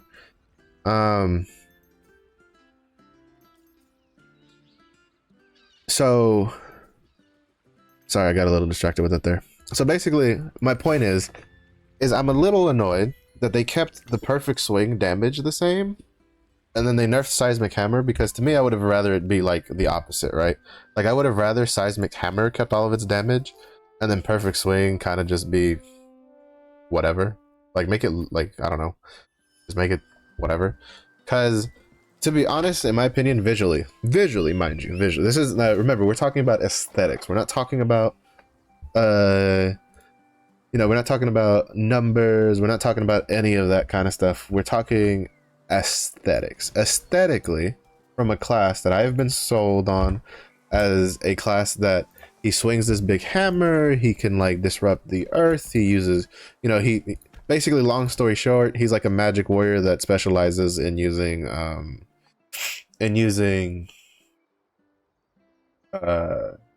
gravitational magic, like mass magic, and all of his attacks and shit. What's on this? So we got Keen Strike here and Wind Swift. Cool. Oh wait, I forgot to stop tracking that. But I can sell that one though. So basically, right? So basically, turn these off. What I'm getting at is I kind of wish that instead of keeping perfect swing like the same. They just, oh, you have to replace all of these. Oh, fuck me. They had just I wish they had just they had like kind of like nerfed perfect swing and then kept like seismic hammer and then maybe buffed one of the other like cool effect looking stuff. I don't know, personal taste really there. Nothing too serious.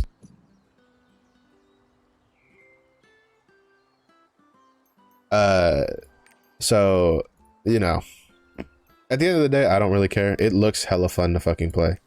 And oh wait, I forgot you can't sell these because fuck me, right?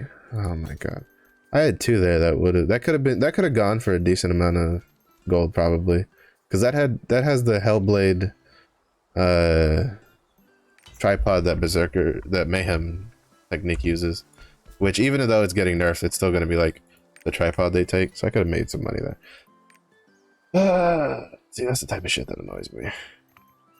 That's the other part of the annoying part of you can't show your dungeon gear stuff. Like, why? Because we don't want you to. It's like, oh, fuck off. Like, god damn. Could have made some money there, but instead now we got to dismantle this, and maybe that's the real reason I should push him to like 1340, so you can start getting the broken armor instead. Because that pisses me off. That makes me very, very angry. Because I forgot to put these in there. Also, yeah, as you can see, I'm pretty stocked up for Glaiver.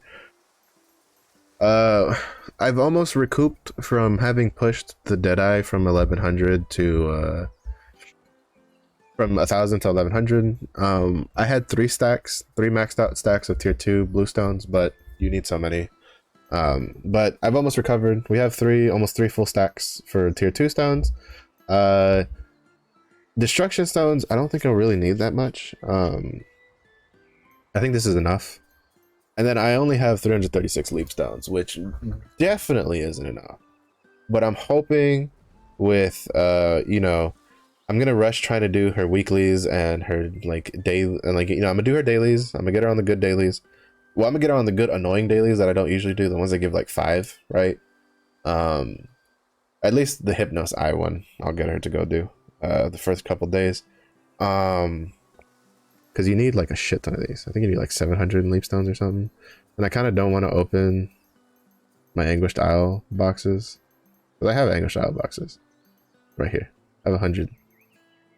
I kind of don't want to open those, to be honest. I kind of want to save these for Destroyer, because I don't know when Destroyer is coming out. My biggest fear right now is that Destroyer comes out like 2 or 3, like, well, Destroyer's not coming out first week of May, I can tell you that much. Like, I'm almost sure that it's not coming out first week of May. Right, so Glaiver comes out the 21st. We all know this. That's when the new event starts. I'm kind of curious if the new login event will be a week shorter, because, you know, we got this extra week from the 14th. So Glaiver comes out on the 21st. So we have 1 week here, we have 2 weeks. Destroyer is slated for May, so the earliest he could come out is the 5th. I don't think he's coming out the 5th. I think the highest likelihood is he'll come out the 12th or the 19th. If he comes out the 12th, I'll kind of be fucked. Because this 1 week basically doesn't count for farming mats, because any mats that get farmed in this week by the striker is instantly going to be consumed by the Glaivier. And then depending on when she gets to tier 3, that's when I can start saving up mats again for the Destroyer. And I think it's going to take me almost the whole week to get to 1100, because I don't really plan on dropping gold. Maybe on the leap stones I might buy a couple here and there, but I don't think I'm going to drop too much gold on her in tier 2 at least. So I'm already expecting this week of mats to not be worth anything. The 28th, I'm expecting at least at the very latest, like the 28th with the reset on the pirate coin vendors and the shops, and she'll have finally been able to accrue bloodstones, because That's another thing that's important. Make sure that as soon as your Glaivier gets in the game, like as soon as your Glaivier is in the game, put that bitch in a guild. Put her in a guild. Like the very first thing you need to do. Don't worry about the fucking power pass. Don't worry about none of that. When you make the Glaiver and you log into the game after you get your go through the book on Trixion, the first thing you need to do is put her in a guild. Put her in a guild, especially if you have one that you and your friends are running. Put her in a guild because she can't really get a lot of bloodstones until 3 days later. So the sooner you put her in a guild, like my Glaivier, I had to break it to you, but she's gonna be like kind of already made. Well, she's already made. I have her character pre-made already. Her character, like my Glaivier character, has been sitting in my character screen for like 3 weeks now. My Destroyer has been sitting in my character screen since like almost the beginning of the game. But basically, oh well, actually 2 things. All right, I'll do 2 things. 2 things. 2 important things you should do. One that you can do with prep. Make your martial artist today. Make her today, because even though like you make her today and then you leave her, right? Basically, what you'll do is you go through character creation. You'll create your Glaiver character. You'll then and then you'll go to Trixion, and in Trixion you can log out, and it'll just leave your character in Trixion and whatever. Something that happens, or at least I've been told it happens, and I think it does happen. I don't know. We'll know for sure with Glaiver, but people say this is how it works in other regions. Every single day that she exists, even if she's not like selected already, she will accrue rest bonus for everything. So what you do, right, is you make your female martial artist now. And as long as they don't go, no characters made before the 21st can be Glaivers, you will then have accrued rest bonus. Like, again, my Glaiver, I made her like end of March-ish. So she has like she has full rested on everything, dailies, guardian raids, and whatever. Basically, that'll give you a huge speed boost when you get her to 960 on when you get here. So that's a trick. But basically, with Glaiver, the first thing you really need to do is get her in a guild, because you'll be stuck in the new guildie tag for 3 days. And there's literally no way around it. At least I don't know any way around it. With that, you can't get the weeklies. You can't do the logins. And I don't remember, but I don't remember if you can help with if you can support the research. I know you can donate. I'm saying you can donate to the guild. That's about it. Which gives you like super shit amount of bloodstones. But basically, what you need to do is get her in a guild the very first day. If you have like your own guild with your friends, like do that very first day, really easy. If you don't have a guild or something, like maybe talk to the guild that you're in if they have like an alt guild to have her ready to go for invites. But basically, you want to get her into a guild as soon as possible, so that way by the 3rd day she can get the guild weeklies and stuff like that, and you can just speed rush the bloodstone rewards from that, and that'll get, depending on what level your guild is. Like my guild right now is level 5, so we can get like 1,160 blood shards from doing the 2 weeklies, which will have 3 weeklies by the time she comes out. So basically it'll be like 1,500 plus blood shards. So basically that's another vendor, but that's what I'm getting at, is that you get her in here, so by like Sunday or Monday you can start using the blood shard vendor, or start building more towards the blood shard vendor, because you're gonna have the pirate coin vendor, and I'll go again over this on Wednesday. So if you want a refresher, feel free to like check back in on Wednesday at like 2 p.m. Central. That's when I start streaming. You're gonna do the pirate coin vendor. You're gonna empty that bitch out for tier 2 mats, at least, or at the very least you're gonna empty it out for like tier 2 shards and probably like destruction stones maybe. You're gonna do that. You're gonna go empty out the destruction, the guardian raid event vendor. You're gonna go empty out your PvP vendor as high as you can get, which I'm still debating if I want to like grind to limit 1 or not in these next couple days, because I'm tier 6 right now, so I'm still a little bit off. Well, I'm still a ways off from it. So you want to do the PvP vendor. So you have the pirate coin vendor, the guardian raid event vendor, and the PvP vendor. You want whatever altar in tier 3 to go to Anguished Isle to buy leap stones. Again, this is more for if she's your main, you definitely want to do, and then build up whatever on the side.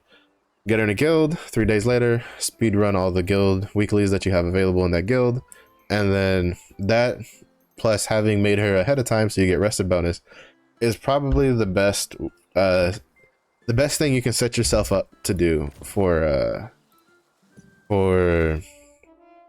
getting her up and running like in that first week. If you're a free-to-play player, if you're a whale, you just don't even listen to me. Just fucking swipe to win, baby. Swipe to fucking win. Swipe like your life depends on it, right? Like you swipe that fucking Glaiver to the moon, so that way you can come and carry my raids later.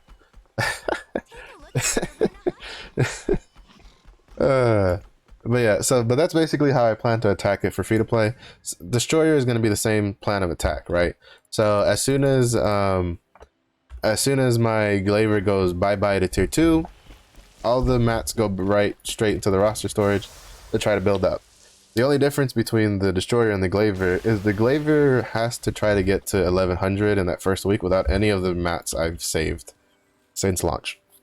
Because I have a lot of chests and stuff that I haven't used since launch that are all kind of like reserved for the Destroyer, specifically because, again, since I want to main the Destroyer, and you should do this yourself personally, if you have a class that you're waiting for, that you're like, that's a class I really want to main, that's a class I want to get up and running very quickly, at the very least, I would suggest saving up as many of the pouches that give you tier 2 materials as possible until they give us another reason otherwise, right? So unless they go, by the way, since Destroyer is launching in May with Vaulted, which is the same month we want Vaulted, we're giving him Punica Power Pass. Doubtful, personally. I still think the first like 2 or 3 classes will be Phaeton Power Passes. At the very least, the first 2. I'd say I'm probably like 80% certain, not certain, but certain that Destroyer will be a 960 Power Pass. But basically, this is all like a lot of this is just easy prep work you can do ahead of time. With the events and stuff, like the login rewards, stuff like that. Like anything that gives any sort of stuff that I can use for tier 2. Specifically, I'm just setting it aside for the Destroyer. I have like 4 Kaldar fusion material boxes set aside. If they give us more in the April, in the new like monthly login thing, I'll probably open one or 2 for the Glaiver, just to get her, just to get her rolling that much quicker. But I don't plan on using too much stuff for her. Get fucked, bitches. So at least that's my personal plan on it. It's probably I feel like there's probably some people who like hear that and they go, what? Like why? And I'm like, just because like, for instance, my scrapper is not doing Night Fox Yoho right now. She is doing a Grexion, specifically to help with extra honor leapstones. Since I don't plan, because like Armor Neck, I hate Armor Neck with a fiery passion. So I don't do it unless I have rest accrued, and I usually do it with buddies of mine. So I might do it later today off stream with a couple friends with their tier 2 alts who are still pretty low. But my scrapper is doing a Grexion right now to build up the some more leapstones for the Glaiver, because again, to reiterate, my goal with the Glaiver is to get her to 1340, not 1325, 1340 ASAP. So that way she can at the very least do the 2 normal mode dungeons to kind of like give me more gold and more materials in prep for Vaulton. Less so the materials and more so the gold. So like my goal is Glaiver's gonna come out. I'm gonna try to push Glaiver as hard as I can, very quick, as fast as I can, free to play style, to get to 1340. Once she gets to 1340, depending on how long that takes me and how much information we get for when the Destroyer is coming out in May, I will either push the Berserker to 1340 also to have 2 1340 ults, or I will push the Deadeye to 1325. So that way I can do the normal mode at least on phase 1 on 3 different characters. That's my current goal. So Glaiver to 1340, and then depending on how long that takes and if we've heard anything about Destroyer, either Berserker to 1340 or Deadeye to 1325. That's probably a pretty good spot. 1325 is probably the more likely for the Deadeye because I think that'll be really cheap and really quick and easy to do, and that just gets him in there. 1340 on the Berserker isn't really a huge deal personally because again, it's you only really get access to Oreha, the second Oreha dungeon, which you technically can do pre 1340. So like for instance, if you have a group of friends you play with and maybe they have like alts that are 1340 but you're not 1340 but you know they're still willing to like take you in a group and you can take your 1325 in there, that kind of stuff, power to them. Like, you know, those are some good friends. Come on, but hurry. Even then, like basically what I'm getting at is that like the cost of pushing to 1340, unless it's a character that you kind of want up faster rather than later, because basically for me, my priorities is I want Destroy to be my main, I want Scrapper to be my like main alt, so like my second highest geared character, and then Glaiver to be my third. Like that's the order that I want. After that, it's kind of like a crapshoot, to be honest. All the other classes are pretty equal in my opinion. Right now Berserker and Deadeye are kind of equal. I have no idea when the fuck Striker is going to make it out of tier 2. Well, Striker will make it out of tier 2 when we no longer have classes that start in tier 2 with their power passes. Basically, that's how that's going to go. Until the day they go, hey, new classes start with Punica power passes, that's when he can finally graduate tier 2, because there's no way in hell I'm going to make him leave tier 2. Because like he's all right, like he's not bad. I don't mind the Striker, especially now that I swapped him to a swiftness heavy build, but he's definitely not very high on my list of shit to play. Currently I'm looking forward to Arcana, Summoner, and Scouter, or the other 3 classes I'm kind of looking forward to. I'm vaguely interested in Reaper, vaguely, mostly for PvP shenanigans, to be honest, because their blade toss is kind of nutty. Give them they're a class with a ranged stun that lets them teleport behind the target. Like, holy shit, that's insane. So it's just like, I plan on, to be honest, I'll probably end up making like almost one of every class minus supports, except for maybe Artist. Probably not, to be honest. I'll probably wait for Aeromancer instead, because Aeromancer sounds interesting. At which, you know, that'll be pretty hype, because I think while there's no official date for Aeromancer in Korea, if I'm mistaken, Goldie River said that they hinted that it was supposed to be the end of the rainy season when she comes in Korea, and from what I understand from watching Korean players, that means it should be like end of May or end of June ish, which that'd be pretty cool. So like maybe June, end of June, early July, we could see Aeromancer on the Korean servers and get pretty hyped for that. And then there's Female Berserker that's supposed to come out between end of this year, early next year, kind of like a release thing. So I think that, you know, we still have plenty to look forward to even after we get all the current classes that are released, and that's not including any other gender unlocks. There's been rumors about an alchemist class for specialist coming. There's still gender unlocks for there's rumors that the next gender unlock could be summoner, because the order they've gone in has matched the so gender unlocks. This is kind of something interesting.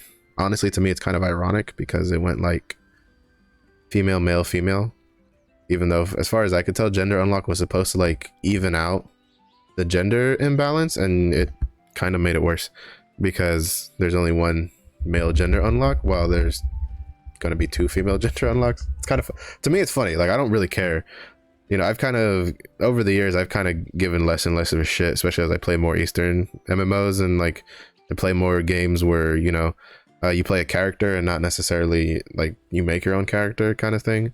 Let me check what Adventure Island while I'm like just talking my head off here. But basically, all right, Fort Pay, so we get to be chicken bros at the end of the stream. But basically, gender unlocks were supposed to kind of even out the gender imbalance because the only male classes in the game were the ones we got at launch. The only male classes they have in this game is warrior and gunner. Every new class they've added since has been female. And it was so much to the point that I think even the Korean players were kind of like, could we get some like female characters or like some male characters in the game? And so they were supposed to do the gender unlocks, but when they did the gender unlocks, they started with Deadeye. And so we got Gunslinger. And then with where's my ability stones? We got Deadeye, which was female. Gunslinger. Alright. That's fine. Mind you, I think Gunslinger came out before Assassin, if I'm not mistaken. I don't really remember the exact order of class. No, I think Assassin came out, then came out Gunslinger. But basically, you know, female, female, female. Then we got the Striker. Cool, first male gender unlock. Then they gave us Artist. You know, yeah class. And then they gender unlock female berserker. Like, I just find it funny, you know, because when you tell me you're gonna gender, oh really?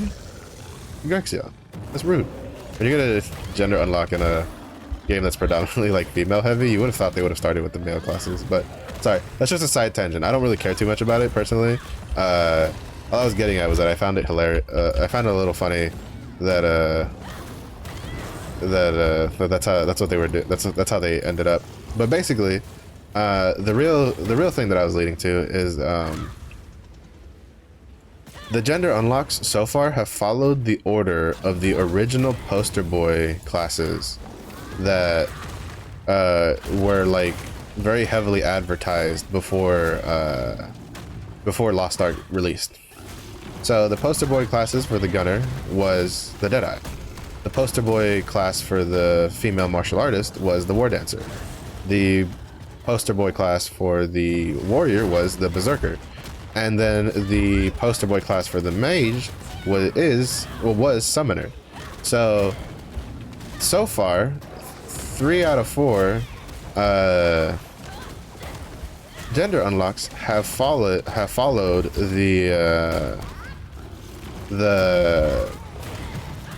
the order of like have followed the original poster boy classes. So basically that means there's a very high chance that the next gender unlock is probably going to be male summoner, which would be interesting. I'm quite curious how they would, because there's always some playstyle change between the gender unlocks, you know. For instance, enhanced weapon Deadeye, you only really use pistols and shotguns with the way it's designed, while Peacekeeper gunslingers use like all their stances, even though I think they're more heavily more heavily favored towards the sniper stances in their current state. But basically there's always some sort of change. You get different awakenings, you get 6 new abilities. The only thing that really stays the same is stuff like the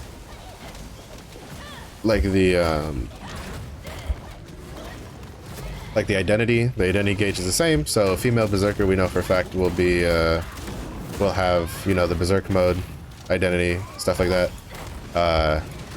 I don't know if she'll keep Bloody Rush though. That'll be interesting to see.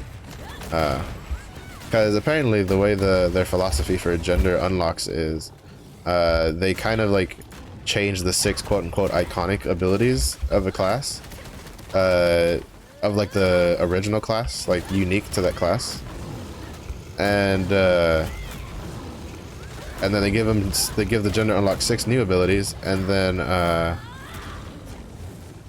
they also give them 2 new awakenings. So on top of having either slightly different or there was like 3 pheromone bombs that went out down there. That was funny.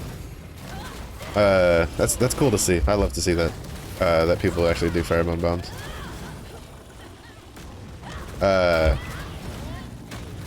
missed that.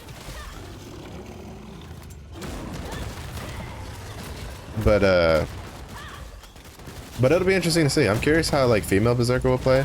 I probably will make a female berserker. I for sure will make a female destroyer just for an excuse to have an extra destroyer to play. Like, personally, I don't care. It's like, so I'm very interested in like the gender unlocks and how they'll be.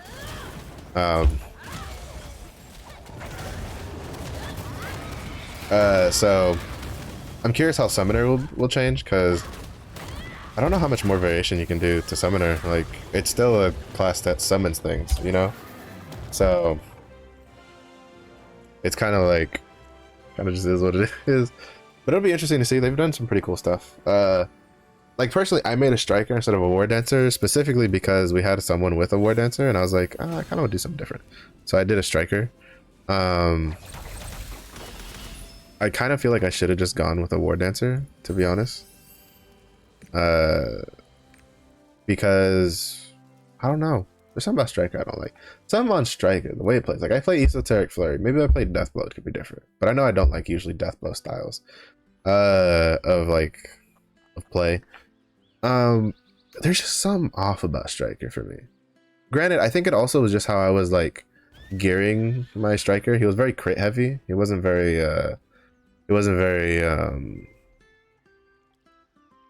whatchamacallit, swiftness. Like, he didn't have he had like barely any swiftness. And I kind of recently swapped him. To be fair, he's also in tier 2. That's another caveat. So he's not even like middle form. He's like barely beginning form Frieza. So, but I need to open pheromone bombs. Pheromone bombs. Where's the pheromone bombs? Oh, right, they're in the utility box. Pheromone bombs. Select.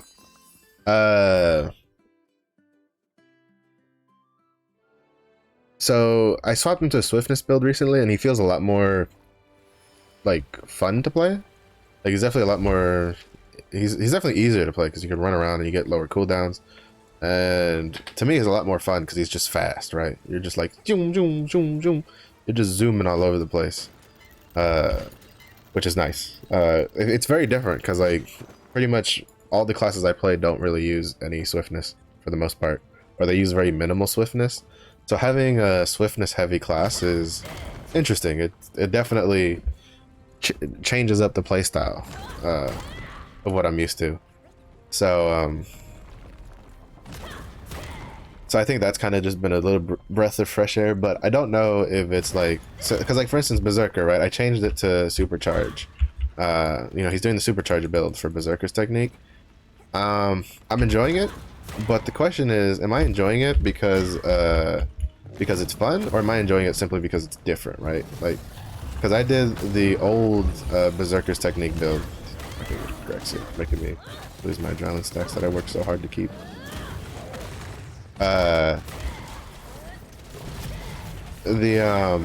Whatchamacallit? Oh shit. Get me out of here. So yeah, so I don't know if I'm liking it just because it's like, you know, it's different, you know, hey, he's fast as fuck boy, like that kind of thing, or if I'm actually liking it because like it's just like I like it now, you know. So that's gonna take some time to figure out.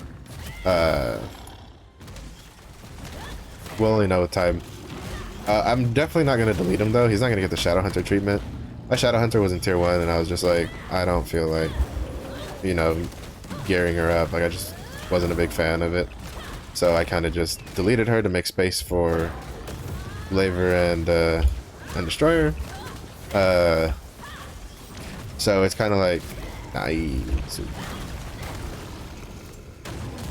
so it's pretty it's you know, it's kind of just a thing. He'll be there. If anything, he'll just be my permanent like low pang bitch. In tier 3, you always need a low pang bitch, and especially once we start getting deeper and deeper into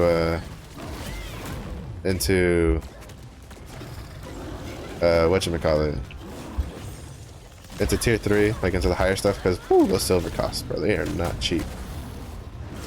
Oh my god, I'm so slow. Really? You're a bitch and you know this. Are you Alright, I'm gonna call BS on that. There's no fucking way that stupid projectile hit me when it blew up backwards there. Like, no fucking way. You cannot like convince me of any form or fashion that I was anywhere near that hit zone for that that projectile when it exploded behind me. That's bullshit. That's bullshit, you know it, you stupid game. Ah, fuck. But yeah. If you have a if you have a class that you got them to maybe like tier 2, early tier 3 that you're not a big fan of, like I wouldn't really suggest deleting them. Just make them go do low paying, because you're really gonna like having a character that does low paying for you is gonna be a game changer, because like you get a lot of silver from doing chaos dungeons, yeah, but it's also just like low paying. It's just a really good extra source of silver that helps. No, oh, fuck you, you bitch. To be honest, that was more at myself. I fucked up there. I'm kind of getting distracted on this run because I shouldn't have like I did 2 death rattle mistakes in this fight. There was twice that I was like I shouldn't death rattle, and I death rattled anyway because I was just getting greedy for damage.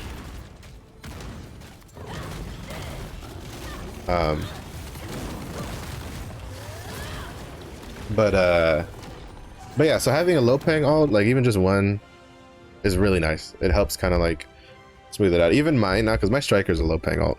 Like he just does low paying, and it's a good chunk. You know, it's another like I think 60,000 silver a day. That shit adds up, especially if you're not doing a lot of honing, which you won't be, right? Like, so I could have gotten cruel again if I hadn't like fucked up those 2. You always gotta when you start doing Grexion's one of those fights that you start building up a 6th sense for when you should and shouldn't do abilities when you fight him a lot on a class. And twice there I was like I shouldn't death rattle, but like my brain was like do not death rattle. Like, you know, the tactical part was like do not death rattle. The unga bunga part was death rattle off cooldown, hit the button. Like, so it is what it is. How many of yeah, I don't need that. I was trying to see if I needed to do it again on this character, but 2 characters is good enough. Did I empty out this shop? That's an important question. Yeah, see, so here we'll have 9 of these. That's 9,000 life shards. And 75 leap stones for Glaiver. The life shard pouch, that's the one that's like a drop in the water. Like a drop in the bucket. Drop in the ocean. Because you get a shit ton from over here from Narini Racing. Let's see, Narini Racing, she gave 24 life shards. Leap Stone she didn't give as much as the event one, but life shard pouch wise, she gave 24. So that's like 24,000. Versus, what did we have over here? 9? Was it 9? There's no way it was 9. I must have miscounted. No, it is 9. Oh shit, never mind. Yeah, it's 9. Like that's 9,000. So hopefully whatever they replace Narini Racing with will give us a lot of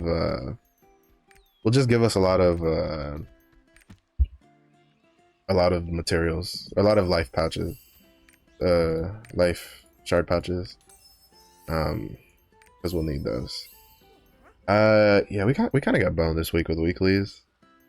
I think I'm just gonna do one more. Like I'm just gonna do this once on all my characters so they can get their blood shards, and then I'm just gonna leave it at is hunting. Hunting I usually like cap out myself because you always need hunting. I was hoping this week we would have like fishing. Like I was hoping it would be like hunting and fishing because you know, for prep. this is something I don't like about the guild weeklies. In my personal opinion, the guild weeklies should be just like, you should have a list that you can just choose from. Like, let me unlock all the different types of battle ones, all the different type of trade ones, all the different type of sailing ones, and then let me have a list that I can just pick and choose what weeklies, like the amount of weeklies I want to do compared to how many like slots I have available. Or I could have just refreshed the fucking, oh Jesus Christ. I'm so stupid. I never knew this worked. I never knew this was here. I could have been refreshing for good. Oh my, I am a moron. This is something else. I've literally been having to learn how to do guild stuff on the go. I just don't know. Like at least I need to look into it again. Maybe Maxroll has like expanded a bit on their guild stuff. Because when I went to look at it, it was pretty bare bones. But that was before that was back before launch. We're not gonna get that, so I'm just gonna 3 days. I'll save this for the weekly reset, so that way we have something. Or I'll save it for like 3 days after the weekly reset, because I know of at least 2 of us that are gonna roll Glaiviers day 1, so I'll put that up so that way when the 3-day stuff, like when we get turned from new members to actual guild members from the auto function, we can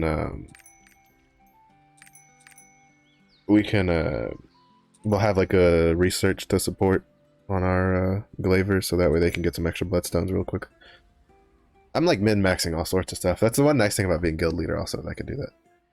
This is also the other reason I'm doing a Grexion. Like I get 12 a day from my dailies, so I'm not too really hurting for great honor leapstones. I also have 3 boss rush tickets.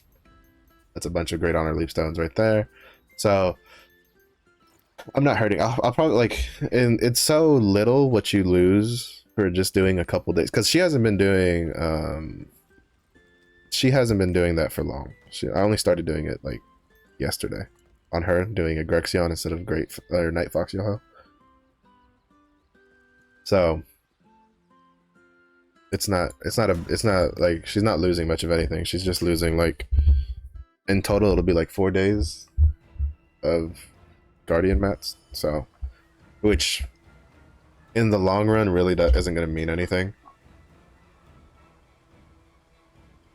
Those 4 days aren't going to like make or break this character getting to the tier 3, especially considering that I think Yoho gives slightly less, but like doing 2 Grexions without rested bonus only gave me 9 honor leapstones compared to like the 12 that I get from doing my dailies. Right, so it's not like in tier 3 it's not a huge issue. Like you get so many leapstones from other sources. So I just do Night Fox Yoho every day just to give myself something extra to do on the scrapper, because if I didn't, I'd be done with her in like 2 minutes. Because she would just do her chaos dungeons and then like just log out. That's what I was saying earlier. That's like the issue with the current state of Lost Ark, is that we're still kind of like in the prep phase, like overall prep phase, right? We only have Oreha and Argos for weekly content. Most people don't have alts high enough to do like even full Oreha runs and stuff like that, let alone do Oreha, Argos, and all that other stuff on multiple characters.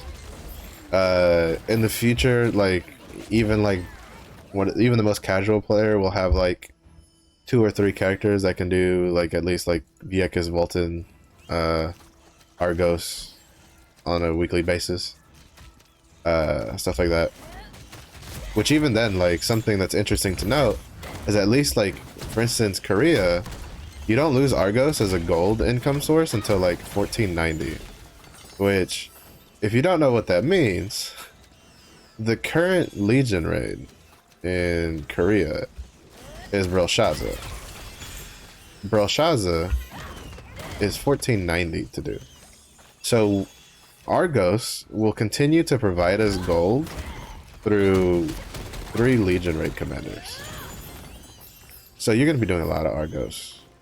You're going to be beating the shit out of a lot of Argos because Argos phase 3 is 1400 and Volton to do it normal is 1415, and then with Volton normal mode you can slowly start building towards some relic pieces.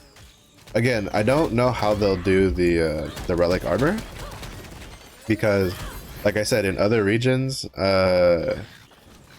need Viekas parts for.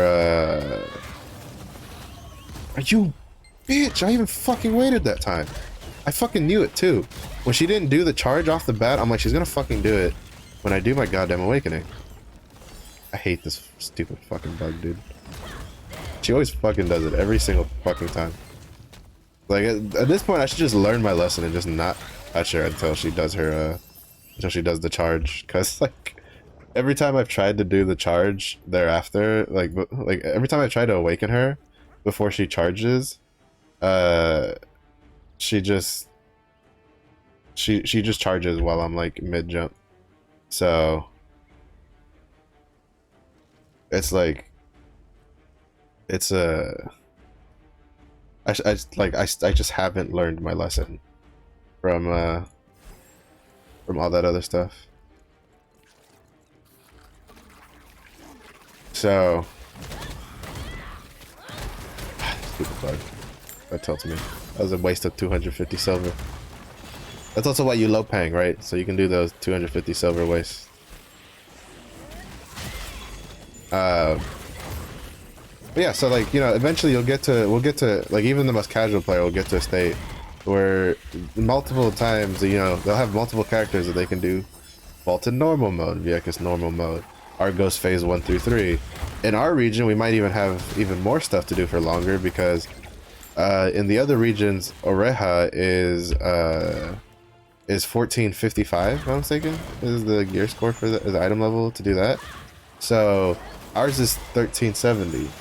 So potentially we might also have Oreja hard mode as a gold generating dungeon for as long as we have Argos. So if that happens, then that's going to be even longer. You know, that's going to be more weekly content you can do every week for gold. And I know, and it's going to be funny because like right now a lot of people are complaining like, oh, we have nothing to do. I'm pretty sure eventually that complaint is going to turn into there's too much shit to do in this game right now. Because if Oreja hard mode doesn't, like, you know, if we keep it till 1490, that's 2 whole more stuff for the hard mode. Oh right, I think that's expired, right? Yeah, expired. How much else? I think a lot of my other stuff didn't sell, fortunately. Register. Oh, there's only 4 other stuff. But let's see, sale history. Yeah, here. This is one I was talking about earlier in stream. I was using this because I got this from Oreja normal mode. 90 quality, 230 specialization with +2 shock training. It was really good. I sold it for 400 gold. Meanwhile, my taijutsu high quality stuff, look at this, taijutsu level 3 with 94 quality crit, 25 gold. Like you just, and then this was the one I was telling you about, the precise dagger all out attack one, that was 900. My berserker sold a purple stone for 400 gold. This was another one, crit taijutsu, this sold for 500, but it also came with increased mass. But this is what I'm talking about. This is like your purple accessories when you're like leveling, don't just toss them out when you're done with them. Like you can sell these. Like look at this, 31 quality, level 1 taijutsu with crit on it, 100 gold right there, easy, no problems. Like this is how you make money right now. You know, you kind of like gotta look at every little thing and kind of just see where you can make money. A lot of what you're gonna do is sell stuff for 100 gold here and there, 80 gold here and there, but it's mostly going to be like 25 gold, 35 gold, 60 gold. That's about the average that I sell the most at, as you can see. Look, see, 50, 50, 25, 25. 60, 35, 35, 25, 25, 25, 80. Like, you're gonna sell a lot of stuff for this, but this stuff stacks up, right? Like, there's 100 gold here amongst these four things. Well, it's 150 gold here. There's another 130 gold between those three.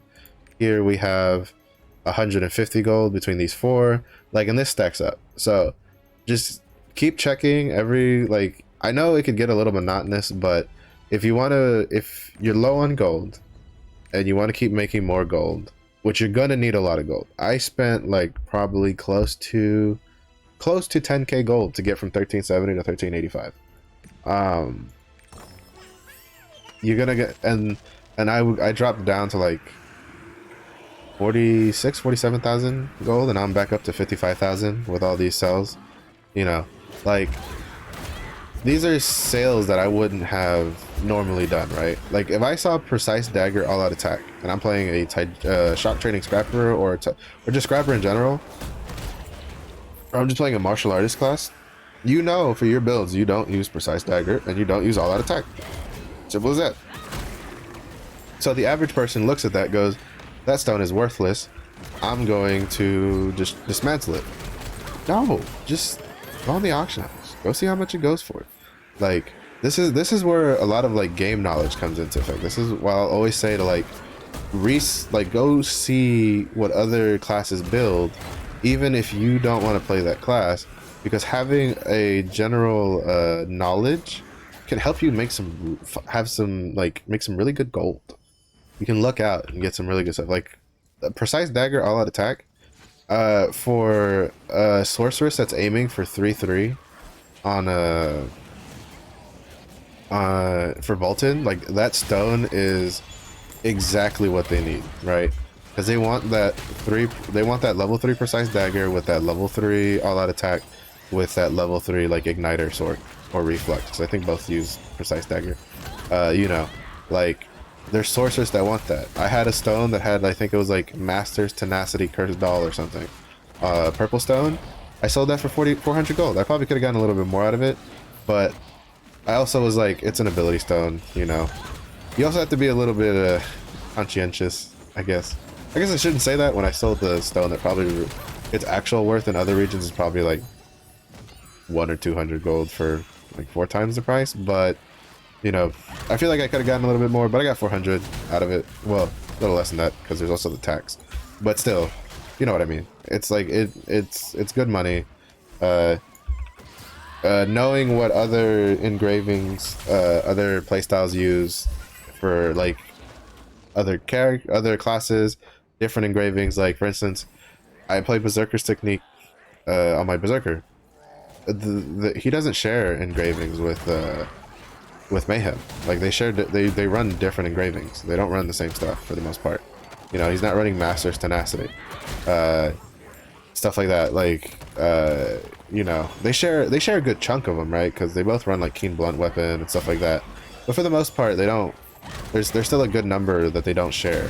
But knowing about Master's Tenacity and that Mayhem will run that forever as long as Mayhem exists in its current state of keeping you at low health. You see anything with Master's Tenacity on like an accessory, look at how much. See if it's got a good main stat and it's got good enough quality. Like, check the auctions. It might sell for like, you know, 40, 60 gold, something like that. If you get a really good, you know, say you get like a, I don't know, because the other point is you kind of got to like figure out the stat distributions too. So like, Berserker's technique, Berserkers are looking for a shit ton of specialization, and then a little bit of crit and a little bit of swiftness. So what they do is they'll run crit spec on the necklace, and then they'll run like a swiftness earring, and then everything else is specialization. That's kind of what they're going for when they get like an ancient accessories. Currently, it's a little hard to do that. You kind of gotta really go one way or the other. I think I went for specialization personally, or not specialization, swiftness on my Berserker's technique, which might also help. What helped to kind of make it feel better, because like you kind of want the crit for when you get like Keen Blunt Weapon and stuff like that. But you know, just that kind of knowledge, like it helps. It definitely helps. And to me, it makes the game a little bit more interesting. Not to mention, when a game makes you like kind of learn about other classes to kind of like not necessarily make money, but just to be aware of how things work, it also opens up the opportunity for you to potentially play another class, right? Like, you might not have been interested at sorceress because you're like, oh, everybody's playing sorceress. I've seen too many fucking sorks, blah blah blah blah blah.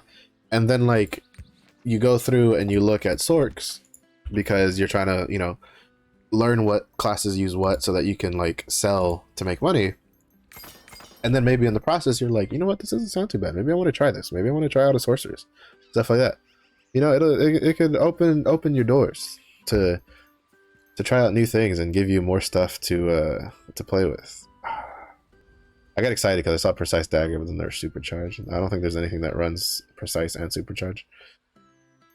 I think I'll hold on to it because maybe I'll have to double check those 2 stones. I don't think anything does, but I'll just double check because it also doesn't hurt to double check, right?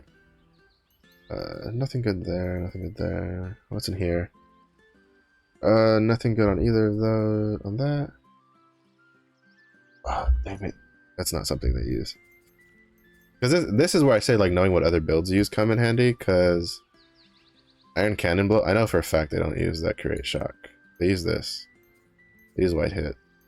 Iron Cannon Blow, they usually go overflowing power into Wide Hit into Advancement. Or they'll go like Quick Prep. But I've seen a lot of Wide Hits. I've seen like Wide Hit and Quick Prep kind of comes down to personal preference. Because it's a 16-second cooldown. This drops it down to like 11. But sometimes it kind of doesn't fit in the rotation too well with 16 seconds, depending on like how much swiftness you have.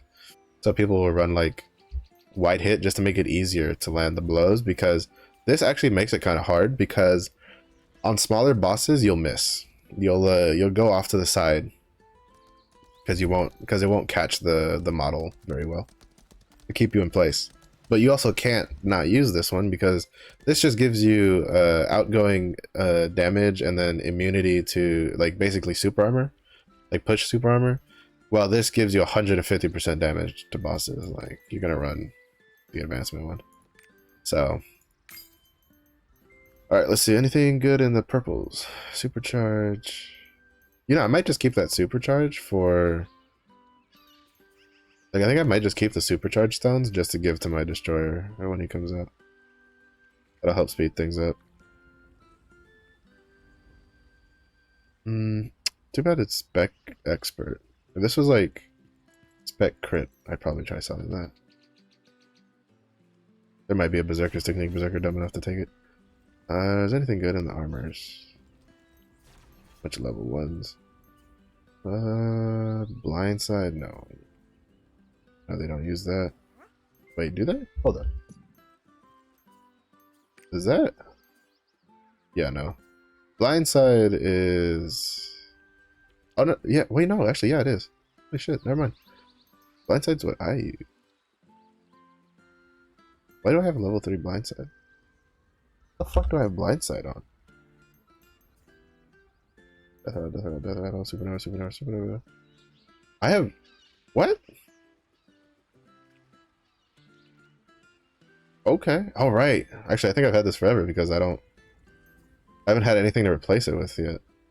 I got it on my purple armor when it dropped. Shit. Oops. Inside level. Yeah, blindside's what they use. Where is that? Where's that level 2 at? That could go for a bit. Because I know a lot of taijutsu scrappers like using blindside. Endurance, domination expertise. Specialization, nothing good though. Round up, sweep, single hit, people don't use that. Level 1s, domination. Level 1s, swiftness. Back, but nothing good. Oh, but there's level 1 awaken. Nah, but it's shit quality, the other one, so. And, yep. So, oh wait, we gotta, what's this? Swiftness, fortitude, supercharge. No, that's not worth it. Crit's back. I'll hold on to it. I won't be able to use it for now, because I would need to have a 6/6 adrenaline stone. Actually, no. All I would need to do is just purple adrenaline. Hold up. Hold up. Hold up. Hold up. Hold up. Hold up. Hold up. Hold up. Hold up. Hold up. Maxwell. Because in case you don't know, Maxwell put out their guide for the Glaiver. So you can kind of figure out what engravings you should have. I think. Yeah. Yeah. All right. Okay. Nope.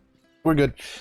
I am going to learn the purple adrenaline because that will be the third class, a fourth class that I have that uses adrenaline. I'd be stupid not to use that.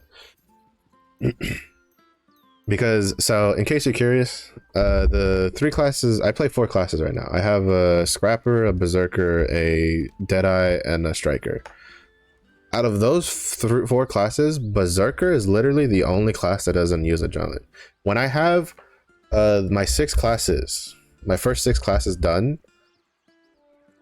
the only classes that don't use adrenaline, or that potentially wouldn't use adrenaline, because another thing to remember, another thing I just remembered is that there was an adrenaline destroyer build that was kind of usable before the changes, and I don't know how these changes affect it.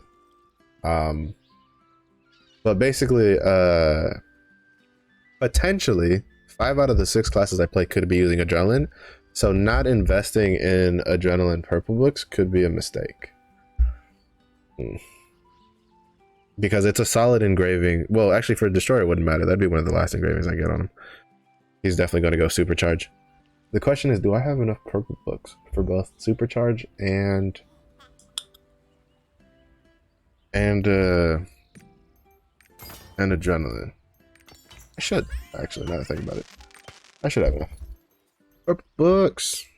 Oof. I barely have enough for both. But this is it's a smart investment, though. It's a very smart investment to use. For now. I'll probably regret it in the future when I want to do Grudge, but Grudge is like one of the last level 3 engravings I plan on building like ever. And this will let me upgrade to a legendary necklace, and that'll be really helpful. Because I've had to stay on this purple one because I haven't gotten, because I'm kind of tied to that adrenaline stuff. I could also try selling it. It might go for a little bit because it has adrenaline +2 on it. So other shock training scrappers would want it. Alright, yep, that's what we're gonna do. Do this. We do that. Let me equip this. Okay, we do this. So we lose the move speed reduction, which is nice. And the attack speed reduction. We get a defense reduction, but that's fine. And yeah, and so we're too short. So what I can do now is I'll learn my adrenaline. Also, the fact that these aren't in alphabetical order irks me. I'm gonna learn adrenaline purple.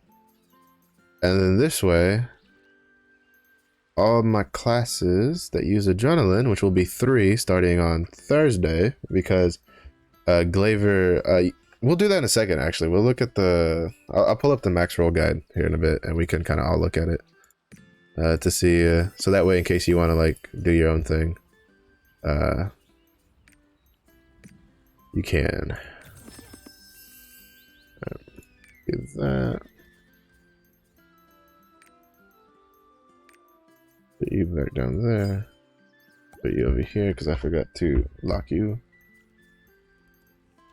And then learn adrenaline. Oh, I already had one learned. Can I sell this? Oh no, it's untradeable. Unfortunate. Boop. So this might go for some gold. We'll see in a second. It has adrenaline it's adrenaline 2, right? So that's pretty rare on a on an accessory piece. Also, these are all the like gems I'm saving up for destroyer.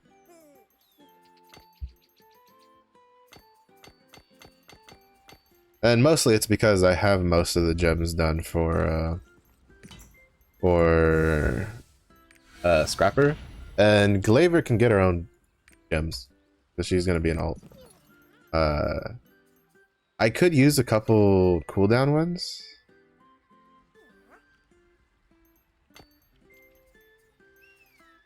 As I say, I have one there. Some of my abilities definitely could use it. I only have I have a cooldown for a good chunk of stuff. 2 of my big damage abilities have it. Crushing Smite will have one now. That way I can get another like 10% off the cooldown there. I have damage on pretty much all of my most important ones. Level 5s are good enough for Vaulted from the research I've done, so that way you can kind of save there. I could push for level 7s, but I'd rather just save those for Destroyer so he can kind of get those. I want this armor. So something that's interesting of note is... I'll look at that later. These weapons, the weapon model for... This is the Platinum Founder's weapon for a Scrapper. This is the legendary weapons from Argos and Oreja. They're literally the exact same model. And if I'm not mistaken, the armor model also is there's also an armor later on that looks very similar to this. So I feel kind of bad for people that use their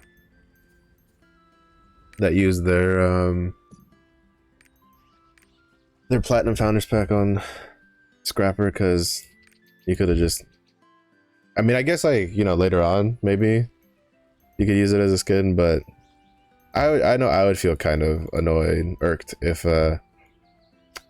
something I had spent like $100 to get was something that you could also just get. Like there was just an armor in the game that had the same skin. But that's kind of just a personal thing. Combat stats, engrave. Adrenaline. Ooh. And then crit, spec. Which.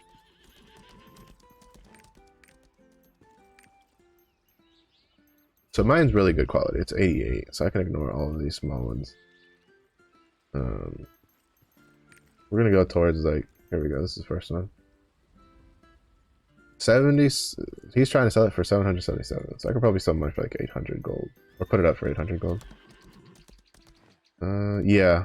Because he has like a slightly better version of mine. With Adrenaline Master's Tenacity at 800.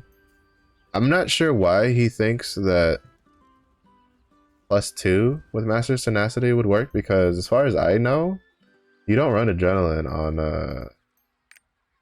on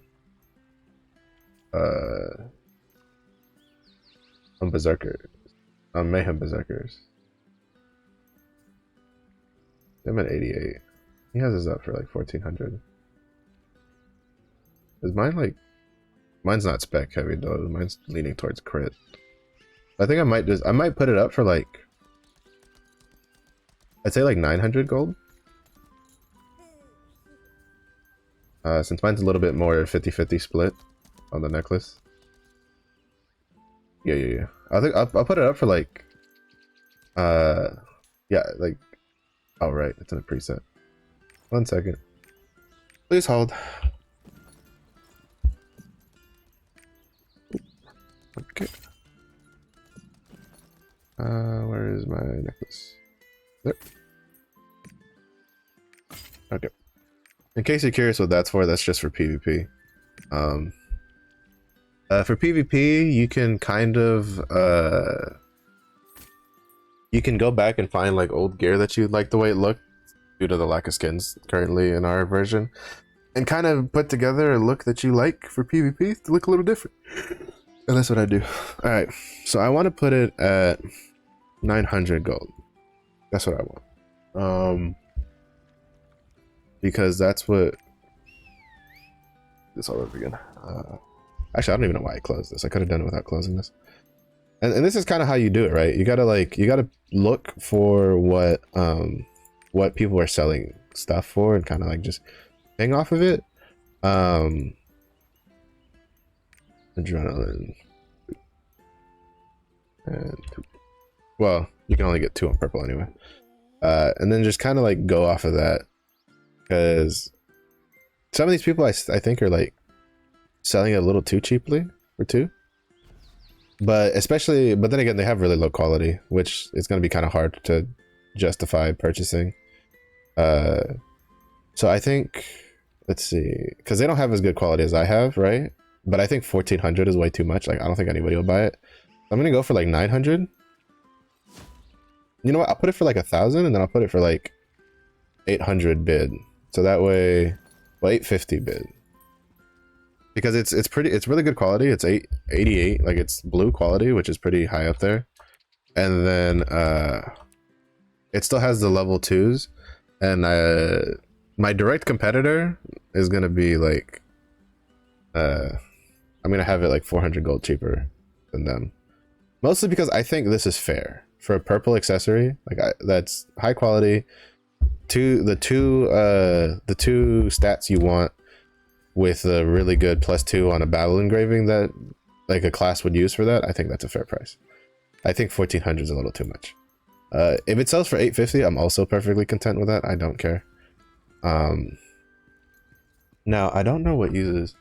So I'm gonna open up the max roll so we can kind of take a look. So this way you guys I can kind of like let you guys peek into like what I do for when I like look through stuff.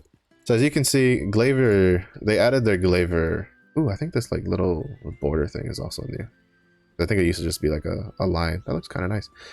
So they did their Glaiver things. Glaiver has 2 styles. You have control style, which gives you, I think it's a crit rate buff when you swap between your 2 stances at full bar. And then you have Pinnacle, which basically locks you out of your red spear mode, and you're just using your glaive the whole time. I personally plan on going for control, well, for Pinnacle, though I think that from what I've heard, both builds are relatively on par with each other. And for instance, and then I think they might use the same engravings for the most part. No, they don't. You wouldn't use adrenaline here. Wait, isn't this the one that? Huh? Hold up. Oh, it got flipped because it got updated. Okay. All right. So control is the one that is only blue skills. So control, you can run with. Oh shit! Never mind. I fucked up. I should have. It was kind of like the way it was. It used to be the other way around, if I'm mistaken. Pinnacle was on top of control, or maybe, or whatever. So basically, if you play the one that's only Glaiver, you'll run adrenaline. It'll, the standard build is level 3 ambush master, grudge, raid captain, curse doll, and then level 2 adrenaline. And then an alternative is level 3 grudge, adrenaline, keen blunt, and curse doll with raid captain.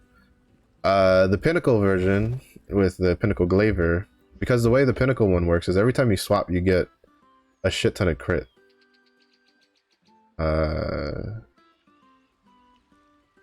Well, you get a bunch of crit for flurry stance. But then the point is in flurry stance, which is your glaive stance, you have a crit debuff that you can apply to the target that gives like minus 10% crit.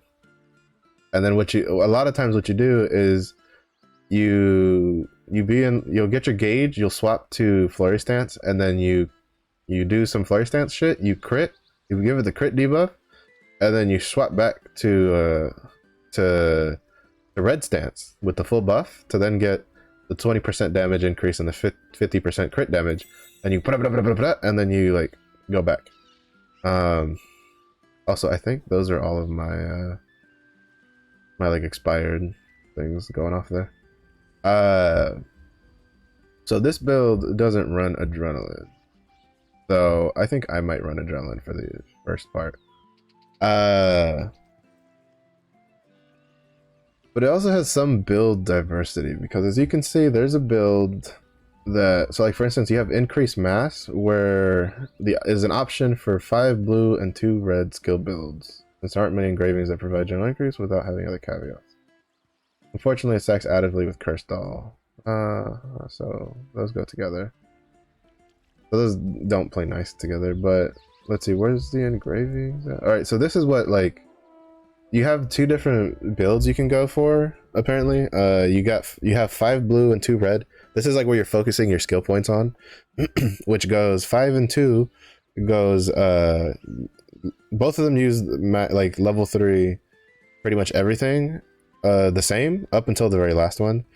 So you have level 3 Pinnacle, level 3 Grudge, level 3 Cursed Doll, level 3 King Blunt, and then you have increased mass, and then Raid Captain. Increased mass is what you'll use if you go 5-2, and Raid Captain is what you go if you go 4-3. That means that Adrenaline's gonna go to waste for a bit. Or I could always just play the other version while I'm like leveling. I don't know, I'll figure it out. I still think it's like half the classes I play will still use it, so it's not that big of a deal. If I had read this, I personally wouldn't have done that, but it is what it is. And then another thing you can do to check is to see, like, for what to aim for, is I use lowawa.com. So like Lowawa, here we have here. You can come here, it'll be by default in Korean, and you can kind of, is that all? Is just my shit expiring? Alright, I'm just making sure, because I'm like, did that shit sell already? But basically, you come here, it's default in Korean. You can change it to English, Korean, English, you know, you can change it. I have it in Korean and English, so that way I can kind of like start recognizing the characters a bit. And then you go to rankings. And well, you have 2 things. You can either go to statistics or rankings. To me, rankings is a little easier. So what you'll do is you go to rankings, you go Glaivier, and then you look for like the highest end stuff, right? So this will show you from 1490 up, like from 1625 all the way down to 1490. And oh, I still have Shadow Hunter selected from when I was looking it up. And then here you kind of have to look at the characters. I think for the most part, most of the top builds are running Pinnacle. Yeah, I'm pretty sure that's what that is. So we can take a peek at what they're running at the top end. Now, mind you, they're using ancient accessories and ancient gear. So this is definitely something like far in the future for us. And a lot of the very high level ones are using Esther weapons. So, but we can kind of get a feel for it here. So something interesting to note here, as we can see, there's already a deviation in the build a little bit. Oh wait, no, here it is. Yeah, it's level 1 rate. Well, even no, there's a little bit of deviation, right? Because this was saying people were running this Grudge. Oh, okay, I see what the deviation is. The deviation is that we can't. It'll be a long time before you can run 6 engravings, because in Korea the standard for the very high top end with all their ancient accessories and their well run, like he's got a 6-9 stone, that's really nice, gear, is you can run 5 level 3 engravings with 1 level 1 engraving for like a little boost. So as you can see, what they're doing is this guy's running the increased mass build, and then he's tacking on some Raid Captain at the end for a little bit of extra bonus damage. We'll look down for the first couple. We'll do this top 5 to see what everybody's running, engraving wise, to see if there's any like differences. All right, here we see. Okay, here's something interesting to note. This is the okay. So I thought, did I misread a character? Oh, I did misread the character. It's the second character that's different. All right, so here we have the second guy. He's running the Glaive build, the blue build, which I'm actually kind of tempted to run. And in the blue build, when we go back over here for the engravings, we can see that according to Maxroll, this is supposed to be the standard with level 3 Ambush Master, Grudge, Raid Captain, Cursed Doll, and then level 2 Adrenaline, and then the alternative, which I don't think is that bad, especially if it's showing up that high up, is Grudge, Adrenaline, Keen Blunt, Cursed Doll at level 3, and then Raid Captain level 2. This is the second guy, the second place guy. Again, mind you, it'll be a long time before we get here. Oh, he got even lucky. He got 9-7. Lucky bastard. So he's running Adrenaline level 3, Cursed Doll level 3, Grudge level 3, Master of Ambush level 3 with the Control level 3 Engraving with level 2 Raid Captain. So he and he can do this because he got a 9/7 stone. The only way you can get even more would be with probably a 9/9 stone, and even then you probably wouldn't even get much further than this. So this is kind of like the absolute best you can get.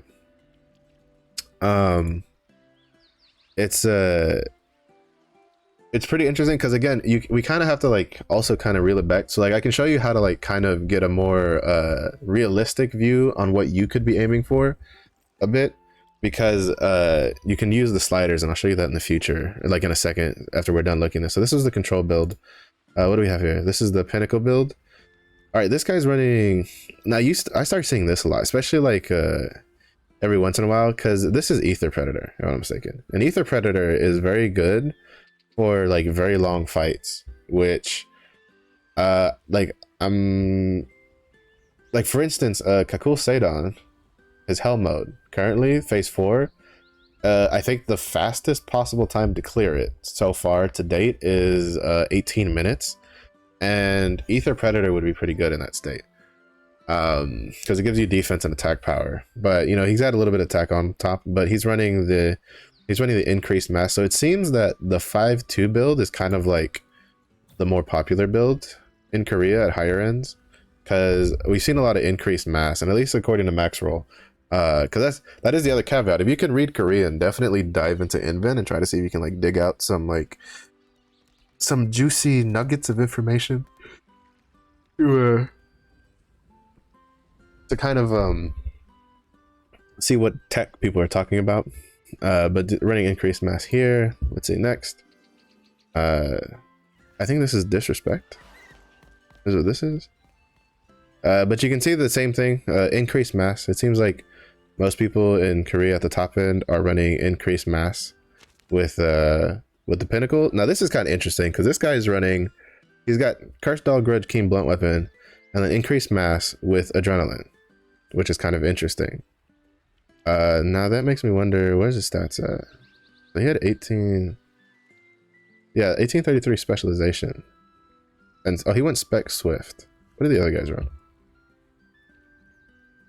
This is also where you kind of like getting used to what like the Korean letters are. Kind of makes it, because like for instance, in this setup, it's crit spec, whatever the fuck this is supposed to be, swiftness, and whatever the fuck these are supposed to be. Like these are like basically these three right here don't matter. These are like expertise, domination, and whatever the hell the last one is. And then these three are crit, spec, and swiftness. So these are the three important numbers. So he's got a 17. So he has more spec than he does, but he's running adrenaline. I'm wondering why, like if there's a reason for that. Because like the reason that people don't generally run adrenaline on this build is because the specialization buffs how much crit rate you gain from the swap back and forth and the crit damage. So all right, so here as you can see, this is showing us from 1625 to 1490, and we are like this is really far away from us right now. So what you can do is we can go 1415 here, and oh well, I probably should have started at the bottom then. 1370, and then 1415.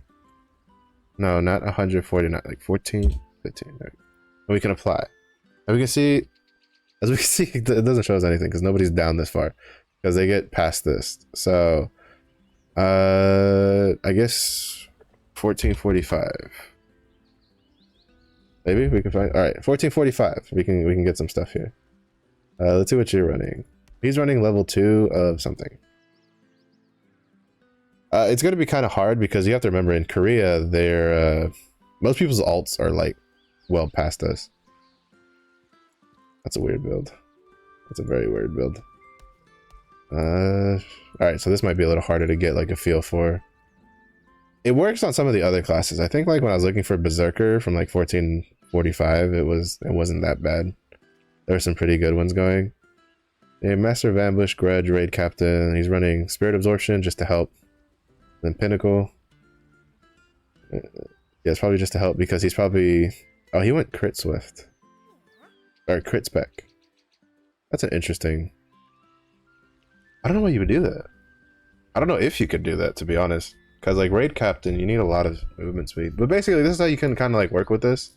We're gonna put these back to 16, 15, and 1490. Like you can kind of use these as a. Oh, he just bumped up. He must have been honing today. You can kind of use these as a, as like,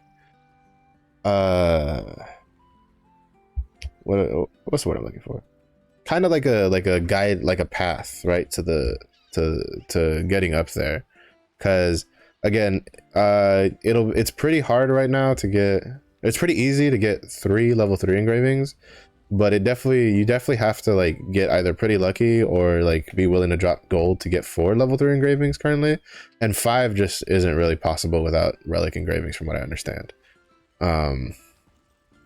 So you can at least look in here and kind of like go back and forth between max roll and this, to kind of like figure it out. I think I might still use, so like what I think I might do is like a starting build might be like, even if I run like the pinnacle, is I might just run go the 5-2 build and do like pinnacle, increased mass into like adrenaline, and then like adrenaline level 2 maybe, and then like keen blunt, kind of like build towards that, or like pinnacle, increased mass, and cursed doll or something, because you really need a lot of spec to make keen blunt work with this build, from what I understand.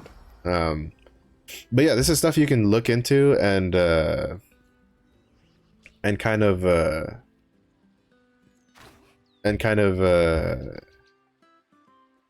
pre-plan ahead of time, like what engravings you want to use, stuff like that. The standard is you get specialization and then you get some swiftness, and then alternative is you can get specialization and then with crit, and then this build requires a different gear set to increase crit rate, since the skill tree nodes and focus stance are spec'd for damage increase instead of 100% crit. Okay, interesting. So what this is saying basically is, when you get to Argos, if you're running, there's a crit build. Because what you're doing here is, the standard run is you go all specialization, because this explains from what we were looking at earlier. You go all specialization and then you go swiftness, because when you go swiftness, you will tripod your focus stance stuff to be like almost 100% crit rate, if not 100% crit rate on it. And so that's pretty good there. But you can also alternatively go for specialization on all accessories with crit, and then you can build, because then you go for more damage rather than the 100% crit. And as one thing that was interesting to note though is that at the higher builds, you don't really see spec crit. You see like spec swiftness, because spec swiftness is probably easier to play at higher levels because you get movement speed from it. And if you've seen any of the like higher legion raids, movement speed is godlike. Is very godlike. Also, this interests me. I think he's like, oh, there's 2 up here. There's another one up here that just got up here. Sorry, I get interested when I see people, when I see people running builds that are like different from what other people build. What the fuck? Isn't that domination? Why is he running domination? Oh, this might be his Rowan build. That might be what it is. Yeah, because he's running crit swiftness. But yeah, but like as you can see, you can kind of like figure out, like if you don't want to like do it yourself, you can kind of just use Loa to kind of like figure out the stat distributions you need to aim for as you get higher. Yeah, again, spec swift. It seems at like the very high level, spec swift seems to like edge out. Now, something to note is that they did kind of reduce some of the crit tripods from on the PTR for for the current Korean changes. Whether or not that'll stay like that is kind of anybody's guess. I'll try to put that one back up. This one, that's probably not going to sell. I'll just use that one myself. And I'll try selling that one again. So there might be some shifts in the build as we know them currently. So that's just something to keep in mind. We also don't. We're pretty sure that we'll probably get pre-patched Glaiver just because of how like recent she'll be released compared to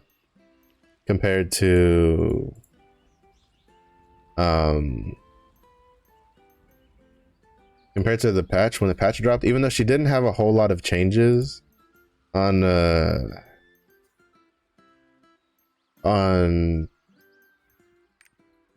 her kit compared to some other classes, it's still they probably like, I don't know, like if maybe they would have, if they were sure that maybe the changes to Glaivier will be pretty good, because I think what happened to Glaivier is they kind of like evened it out to make the crit spec build a little better competitive wise with the spec swiftness one. Yeah, see 50 gold. Yeah, I think we'll follow that. I'll do it for 22 and 50. All right, and then the next one we're looking at, no, we're just gonna use that one. We have roundup sweep and earthquake chain. So potentially there is a chance that maybe we might get Glaiver in her like posts, like with her PTR changes intact, but we'll probably, like, the more likelihood is that we'll get her in her like pre-change state. So it's we'll see how that goes. I mean, we'll find out in like 3 days, right? So roundup sweep. Man. The other thing I don't like about the auction house is that you can't tell what things are actually selling for. I think that was mine. Yeah, does that expire here soon? What? You don't use bursting fist with true rising fist. What even is bursting fist?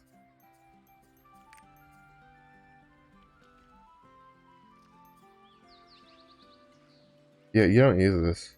You use this because of the 95% damage. Well, for the extra guaranteed damage. Bursting fist,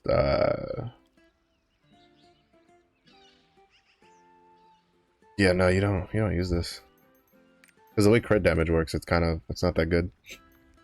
So I'll register. He's trying to sell, well, this is mine. It's red explosion, so I think I'm just gonna put mine up for like 30, or like 50. See if someone bites. That's kind of what you got to do, right? Because that's mine. I'm hoping this one sells. I don't know if it will. It's a bit steep, but we can try. And then this one has Dragon's Fury on it, which if I can get that +2 to transfer, that'll be nice. I know, like, you could probably look at that and be like, why would you transfer the +2 when there's a +3 on it? And that's because the +2 would give me more damage than transferring the +3. Because the +3 on this is like, it's more of a personal preference thing. You see, I already have it at level 2. I could get it to level, if I do the +3 transfers, it would be level 4. But it only really increases the dot damage, which only goes up, like, it's really not that much. Meanwhile, if I can get this to +3, I get another like 15% damage on the drop down. So I'm just gonna try to transfer the +3. Here we go. Because the other problem is that it's also like on the weapon, and my weapon has a lot of shit that I want. Well, some stuff that I don't want to lose on it. Because if not, what I would have done is I would have just transferred this to my weapon, but that I would have nothing to do the other stuff. So I think I'm just gonna try to do this. Is it gonna work? Oh. Oh well. We're gonna go over to the Chaos Gate, so that way we can get our Chaos Gate done for the day. We have about an hour. I've done almost all the weekly or the daily stuff. I still need to. Well, I need to do her Una dailies and then finish her rapport cycle, which I don't think I did yesterday. I've been pretty bad at like finishing it up. I'll do like Nineveh and Calventus, and then I'll forget the other half of the rapport cycle, which is Thyrane and Sasha. But it's pretty exciting to see going forward. We will we got, you know, basically a couple more days, like 2 more days left basically at this point. 2 or 3 more days left. We'll get Glaiver, we'll get the new continent with South Vern. So lots of exciting stuff there. We'll get what's the remaining energy? We'll see. We're supposed to get new skins, new daily logins, or yeah, new check-in rewards, which I'm curious how long those will last, because usually they last 25 days, but seeing how they had to, you know, give us this little week freebie, who knows? Maybe they'll have to shorten the next one.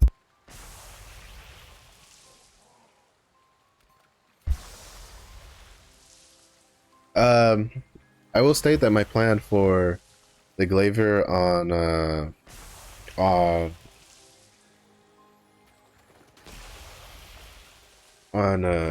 Thursday is to do a Solus run on her and then power pass her.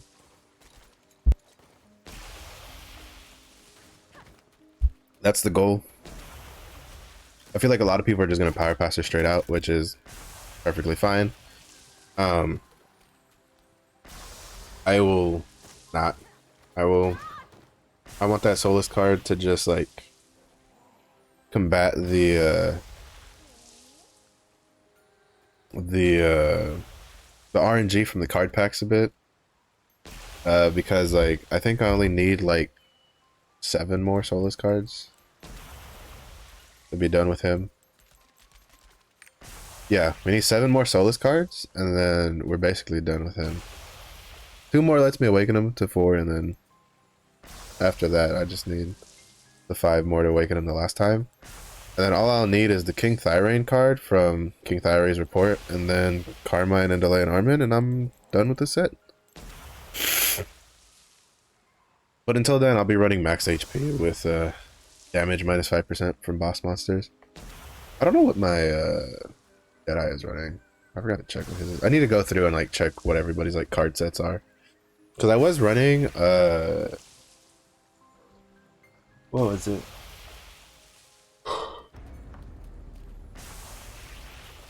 No shit. I was running like the Madnik with I forget what it was. I know it was like some reduced damage stuff. The one where you take like reduced damage when you're below 50% health and stuff like that. And then eventually I was like, you know what, I'm just gonna take the max HP one. Max HP with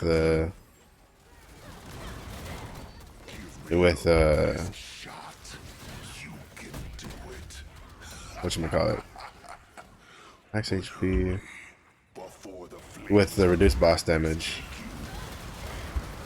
That's something wrong.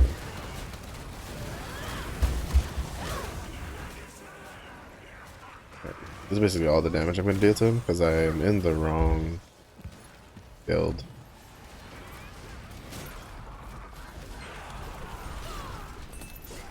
Willy, he's so dead.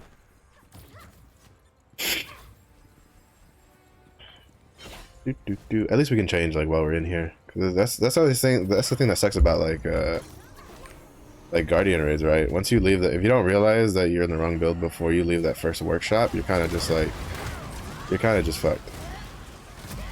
Ooh, that was nice.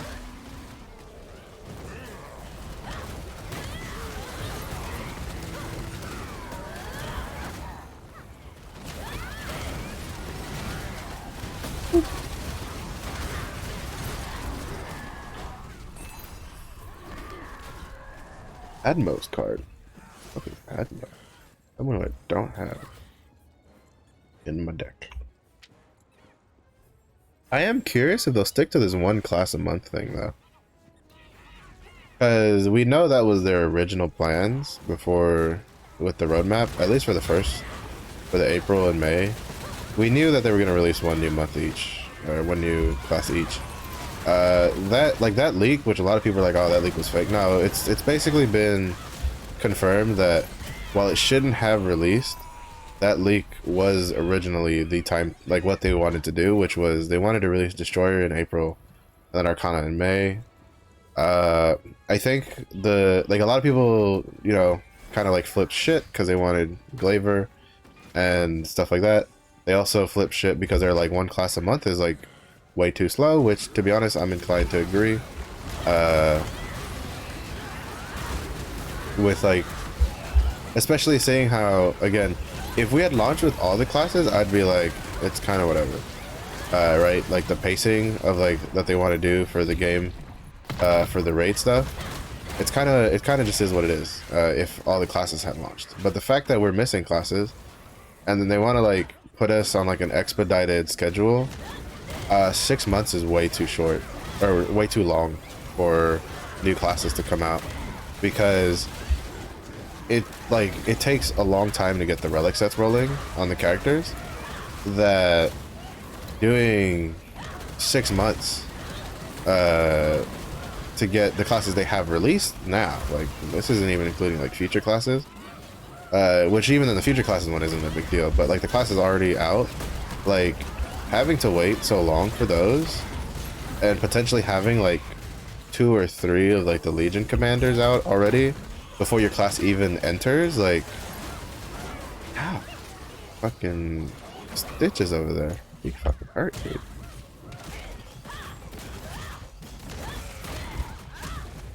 But did you see that? I caught those cleavers to the side of the head, and then like all my health disappeared. But basically,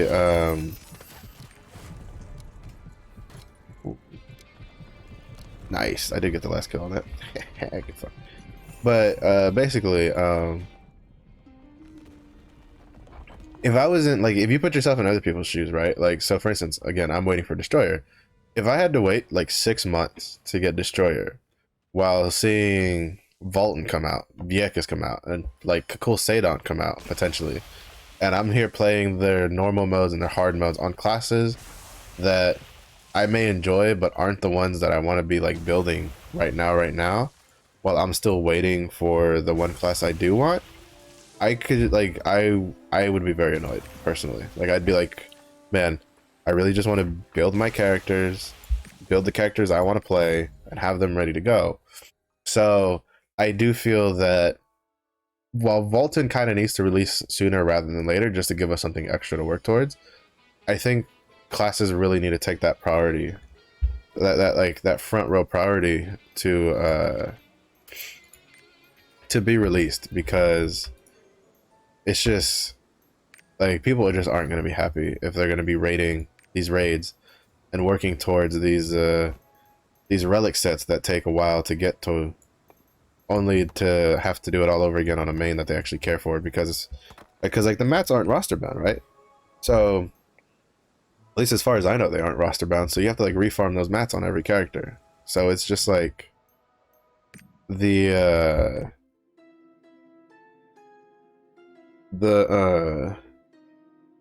fact of the matter is that with the pace they want to do things, they kind of like, you kind of need to push the classes out earlier, because the grind is long, and having to restart, the longer it takes for them to release new classes, and the further ahead the classes you are on now get, before you have to basically restart over again with the class you've been waiting for. Like, you're gonna feel bad because it still it takes a while. Like, you know, you have to get tripod levels, you have to get materials to craft armors, you have to get all this. I mean, it's the legendary armor, right? With Arv, with having Oreja and Argos, and you still can't get a full left side of legendary in 1 week. Like, you still have to do a reset to get the last piece you need, and it's only gonna get like slower from here, right?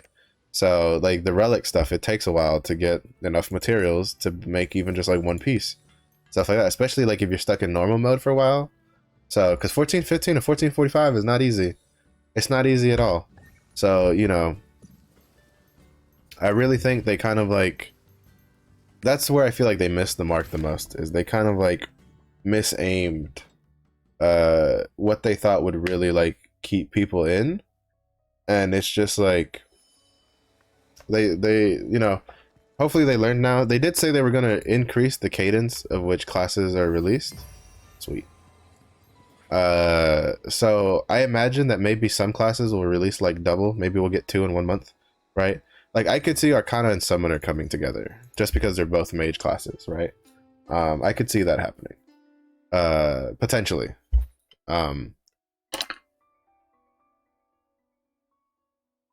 I could see Reaper and Scouter coming together. Artist, I think, might come by herself when she comes. Again, that's also if they go in the order of like oldest, or like, you know, oldest to newest, right? So, which they kind of I think that was the original plan, was to go from like the oldest classes to the newer classes, because Destroyer, Arcana, and Summoner were all launch day classes in all the other regions. So I think they kind of wanted to get those out of the way for us first, and then I think they would have gone in order, to be honest, of from oldest to newest.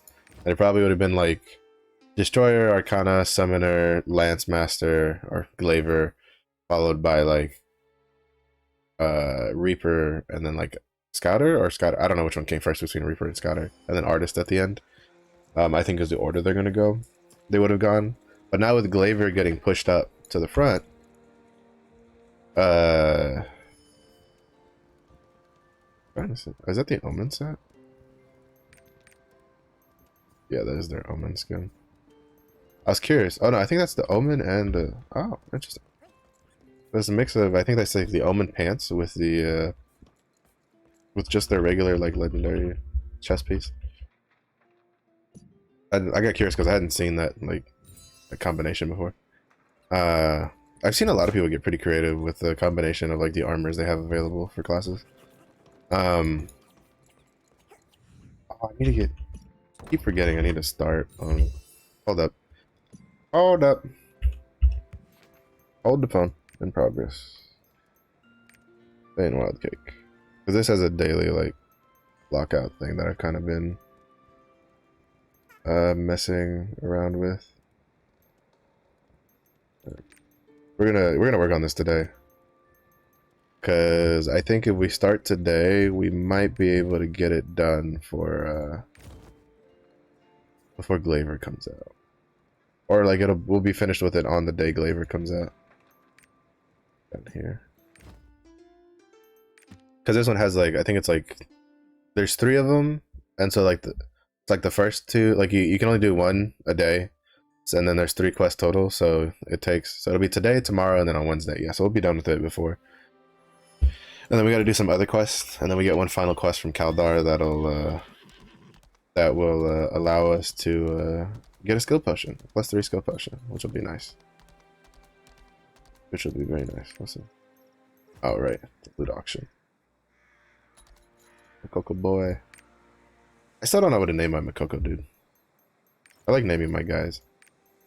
37 gold. That's another thing. If you're really strapped for cash, you can also just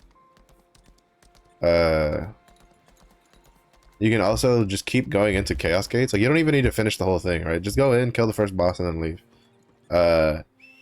And then at the loot auction at the end, you'll still get Even if you're not there, you still get the gold, and it's not going to be a whole lot now, but slowly over time you'll build up. You'll get, you know, 30, 50 gold like every couple days. You know, isn't bad. It's just free. Even though with the, especially if you're at like South Vern, when it comes out, there's probably going to be some money to be made, because from what I understand, we get there's a new map rarity coming with South Vern, which is relic rarity maps, and so those are probably going to go for a lot for like the first week or so. So you definitely, if you can, you definitely want to be able to do those chaos gates when you can. But I think, what is it? Yeah. And if it stays like, for instance, like it usually is, so as soon as you have access to the map, you can do the chaos gates, and you only need to be 1340 to do South Vern. So, you know, have a 1340 character ready to go, starting on Thursday. And then when South Vern comes out, just run them through South Vern, so that way they can do those chaos gates. And then you can benefit off of the juicy whales who are going to be hardcore whaling for those relic maps for that first week or so. And that's how you're going to make a whole lot of gold. You could also have been like me, and I've saved all of my Rift Shard pieces since I started. Like I haven't spent them at all. I have 7,600 Rift pieces. I've been holding on to them specifically for the relic maps, and then I'll probably buy a bunch.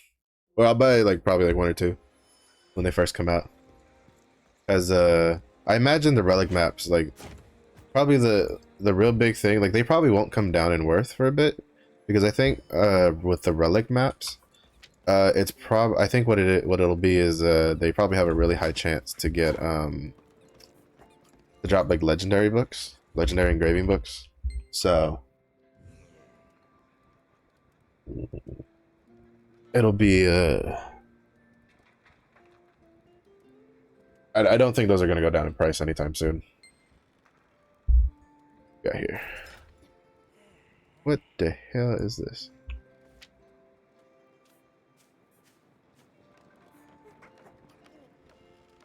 No.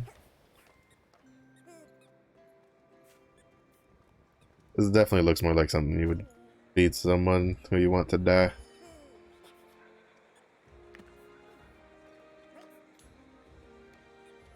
Should have done this on the striker because he has swiftness.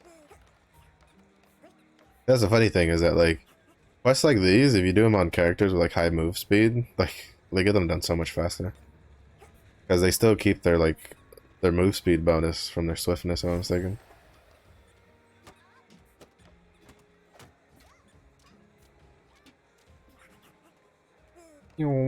Also, I'm feeling some curry for dinner tonight.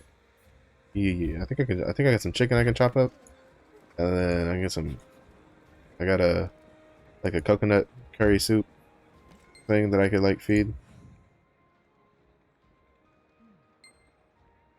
Are we both gonna die eating this? Ugh. Dead man. Cello.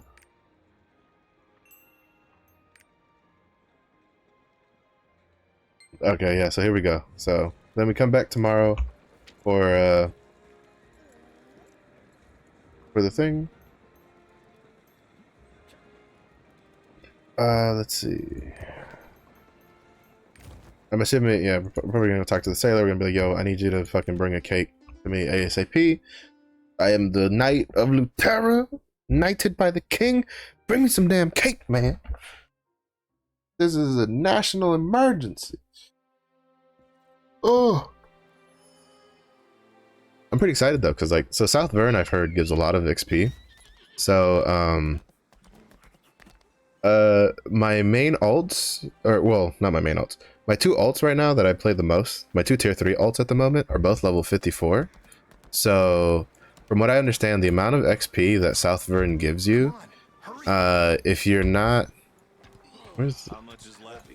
Oh, I ran past him. I like autopiloted to go back to other places.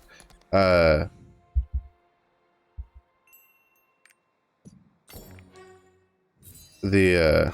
right, so then we can come back tomorrow and finish that and do the next one. I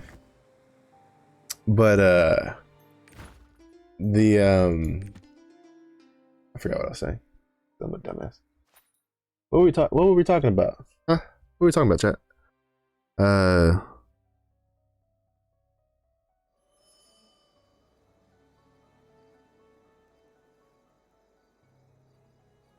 Man, I wish I could remember what the hell I was saying before I stopped saying it.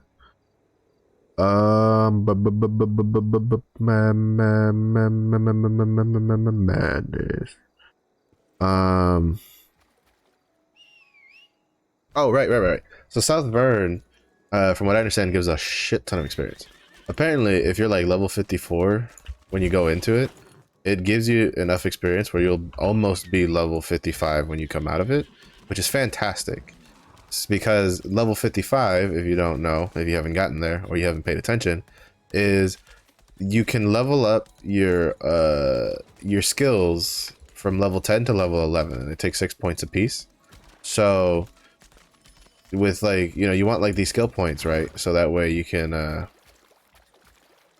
get to 55, and then you can get all the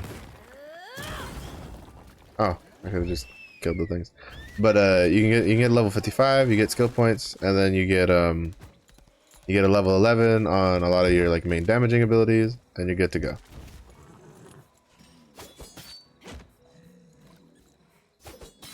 Can't pass up these tier 2 mats, especially because like for the hunting ones, there we go. Yeah, that'll give me enough to do one attempt. Yeah, see, as you can see, trees. So I was talking about earlier, these flowers, after level 10, there'll be like extra prey chances, but I've never seen the trees have one, which is kind of weird. It's always just been the flower, mushrooms, or the like so it'll be like the harvesting or the mining ones. I've never seen the trees have it. That, or maybe it's just like it looks weird on the tree, so I've just never noticed when I ran past them. Ooh, flares. 3 flares. Alright. Now the real question is am I going to like whatever new skin you get with the Glaiver? That's the real question. Because what I might do is, depending on the skin, well, depending on on everything we get, I think I might get a skin on the scrapper. If I like it enough, I'll get it on the scrapper, and then I'll just move the scrapper's stuff over to the Glaiver.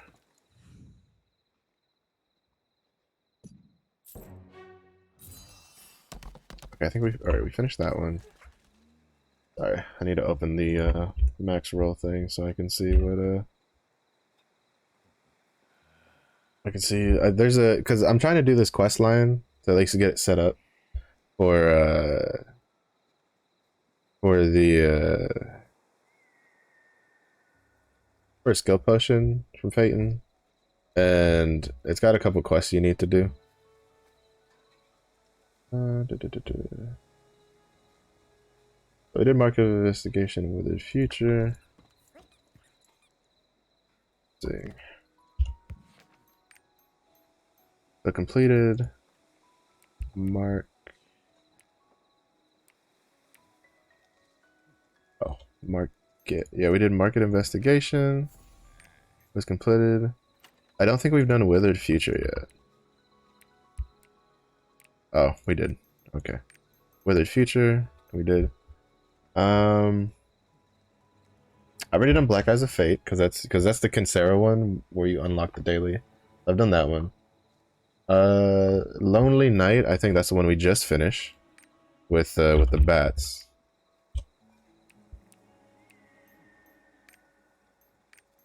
Yeah, Lonely Night.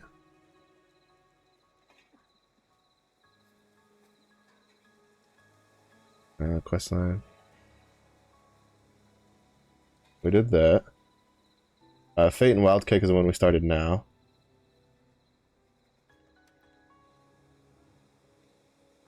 And then there's now, according to Maxroll, it says this quest isn't supposed to be available yet, the Den of Buried Sins, but it is available.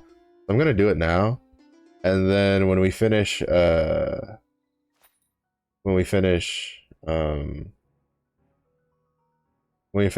the Fate and Wild Cake one, we can we'll look into we'll check back on it, because I checked on my, I think it was my Berserker, he did this quest line from Kaldar that we're about to get, and he didn't have the follow-up quest, so I think it's not necessarily that this one is locked behind those quests, just that, more so that this is bound. Oh, these are bound. You have to do all of these quests to then get the last one, kind of like Shadow Moon Market, minus the dailies.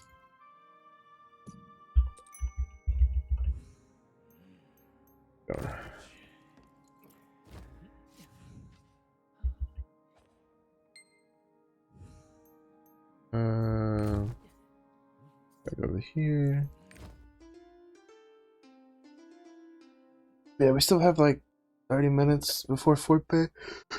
So I'll probably end up going to my getting on my striker, doing some striker dailies, doing his lopangs, and then I think I should be able to at least do his like chaos dungeons before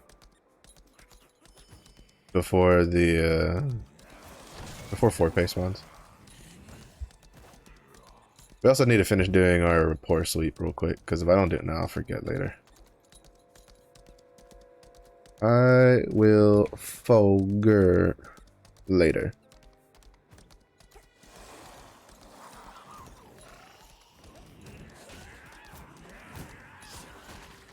Yeah, hopefully everybody's having a good time though. Hopefully your weekends went pretty good, because my weekend was pretty average. We had some storming yesterday, which if it could stop raining, would be great. It's always raining where I live. Kind of annoying. I don't mind the rain, but I'm also not too particular on it either. I guess you could say I'm kind of indifferent with it.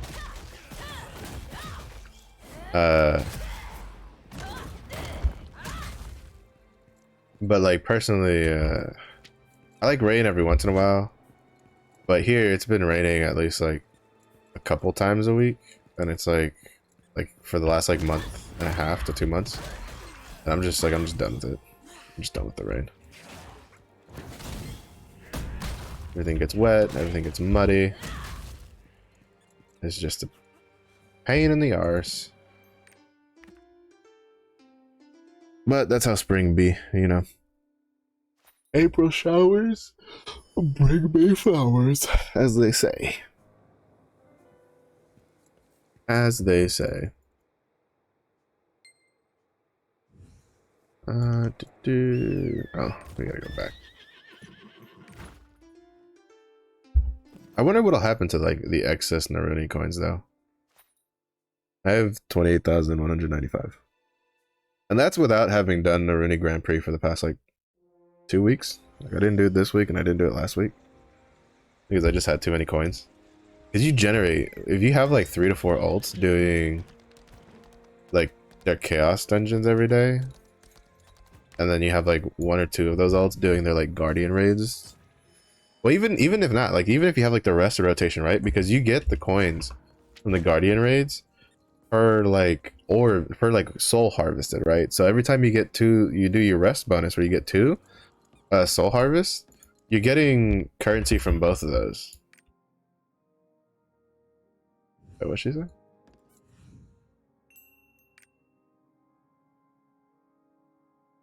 But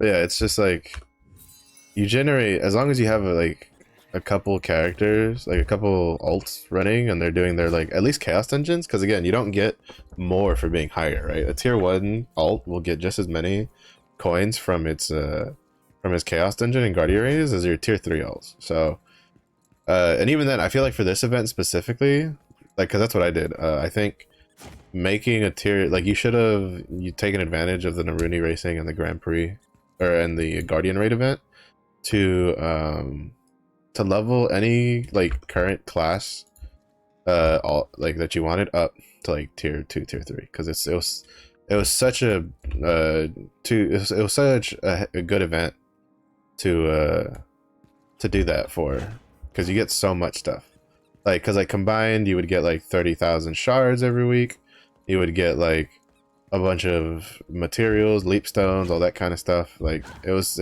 so good, it was too good to pass up, right? You get the books that you can definitely 100% the whole way through tier 1 for the most part. Like it was too good to pass up to not level up another tier 1 character, which is how I got the Deadeye up so quick. The Deadeye is honestly my youngest character out of everything.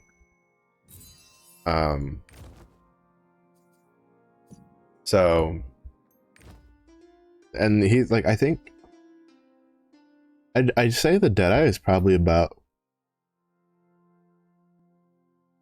a little under a month old, because I think I started doing him like the second week of Naruni racing. So in about a month, he went from fresh, knowledge transferred off the boat, so to speak, to, oh wait, no, right, it's not the dungeon, to 1310. And you know, a lot of that was spent in the upper tier 2, which even then like was like smoothed over, because he was the one who was collecting all the weekly shards before I pushed him up last week. It was the first thing I did after becoming the commander. So I don't want to die.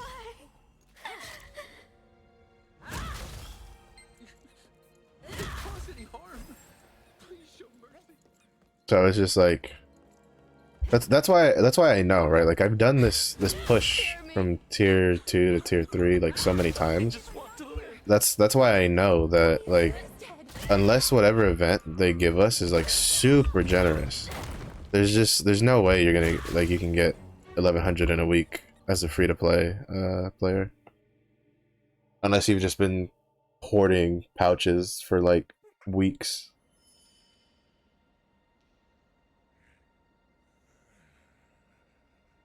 They all died in my... So like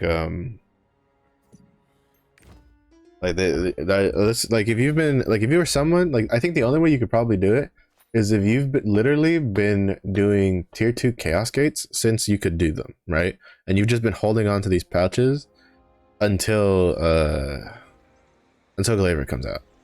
I think that's the only way you could probably generate enough shards to get to 1100 in a week, because I don't think you generate that many shards from everything, because you only get 1,000 shards from claiming the box at the end of each of the abyssal dungeons, and even if you do all 5, that's only 5,000 shards. And to be fair, I don't think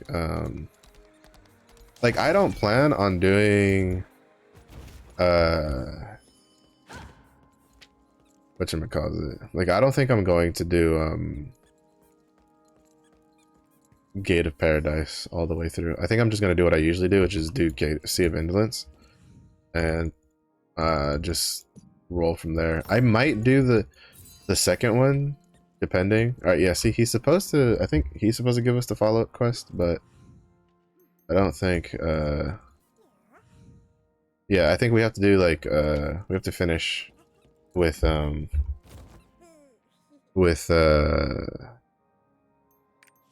Levi's quest line, and then it'll pop up. So that means I have to remember tomorrow to come back and do the follow-up for Levi's, and then on Wednesday I can finish it up, and we'll have another skill potion, which will be fantastic because then I think yeah, see, I'm 1 point off with one more point, and I can push this to level 11 for to have all of my main damage abilities be level 11 for that extra damage boost. So, but that'll be 2 days from now, and then after that we won't have a lot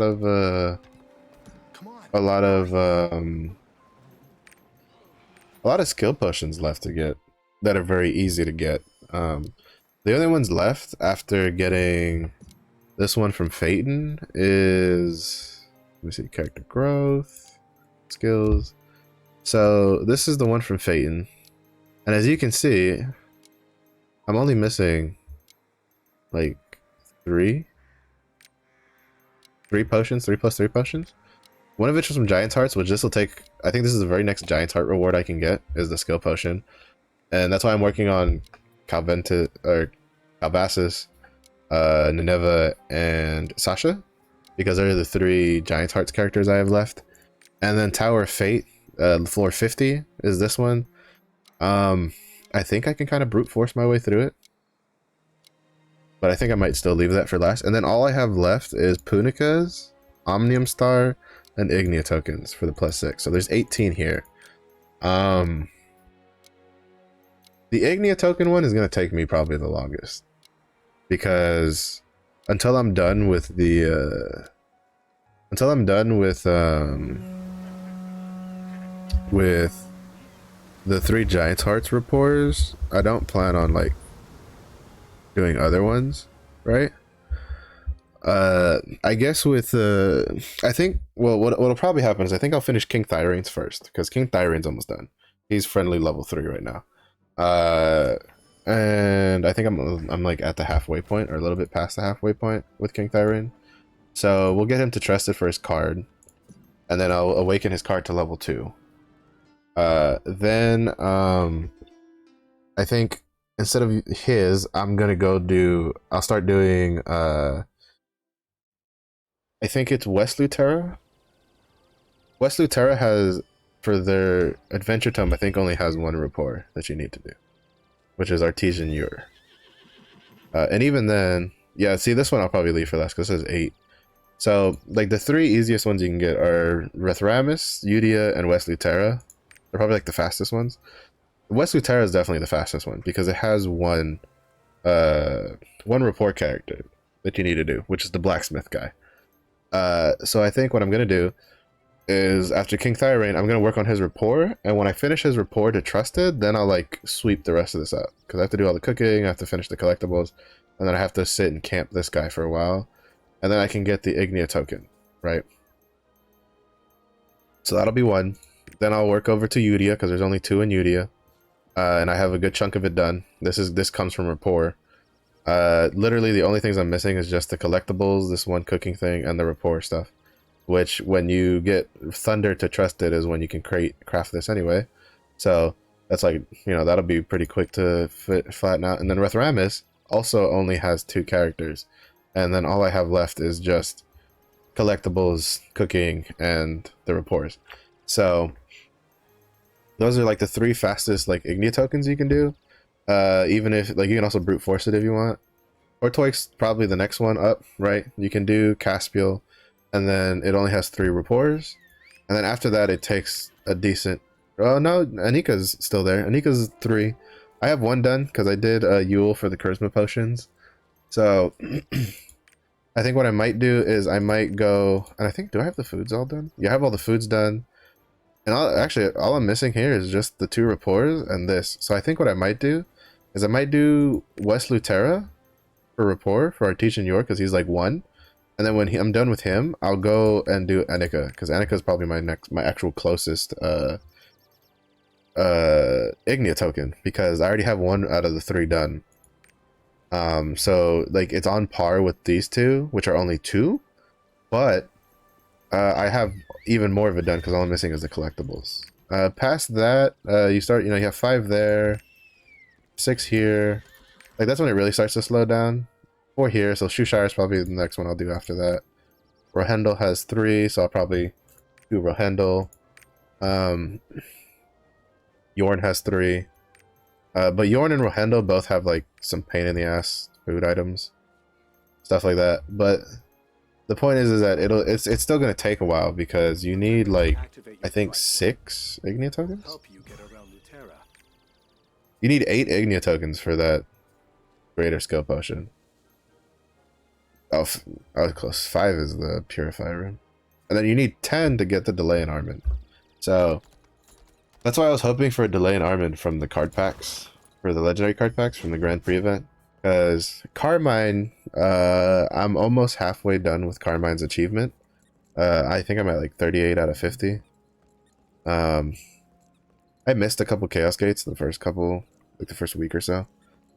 But you could technically farm out that Chaos Gate, that achievement. Because from what I understand, the Carmine achievement is you can get it in oh, actually I'm almost done with this. I might try to push this actually,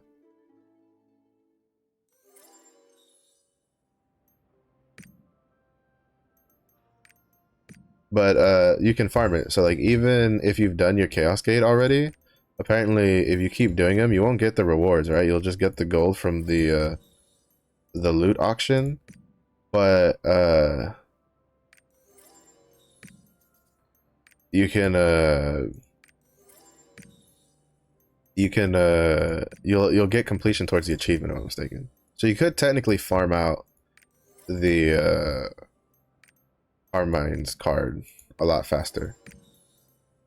But I'm only doing this because I want to get started on the artesian guy. And he was so close already, right? Like we had him, like I didn't realize I was this close. And then boop, he's trusted.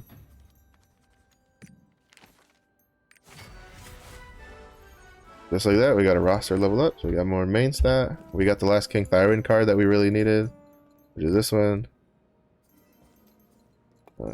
These don't matter because it's all bound mats. You know what, I'll just add you just cuz. And I will now awaken Thyrin. +2. I've saved up a lot of card XP over a while. And then we will awaken it.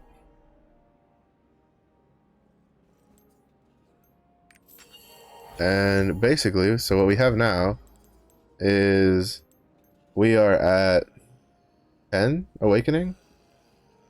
So all we're missing, so basically again, we're just 2 awakenings away and then 2 legendary cards away from being able to use the Lost Wind Cliff set, and that'll be 7% crit rate. And that'll be really fucking nice to get done. Alright, now I need to go find Artesian Yor. What the hell? I think he's in Lake Bar? Yeah, he is. We're gonna go see what Artesian Yor needs. I'm hoping he's like 1 song to emotes, or like Calvasas. Depending on what he takes, I'll then go to like Anika to see what the Anika people need. But that's Thyrin basically done. So he's basically dead to me. For as long as the story requires it. Here's Song of Valor. Oh, so he's just 1-1. Alright, so I need to find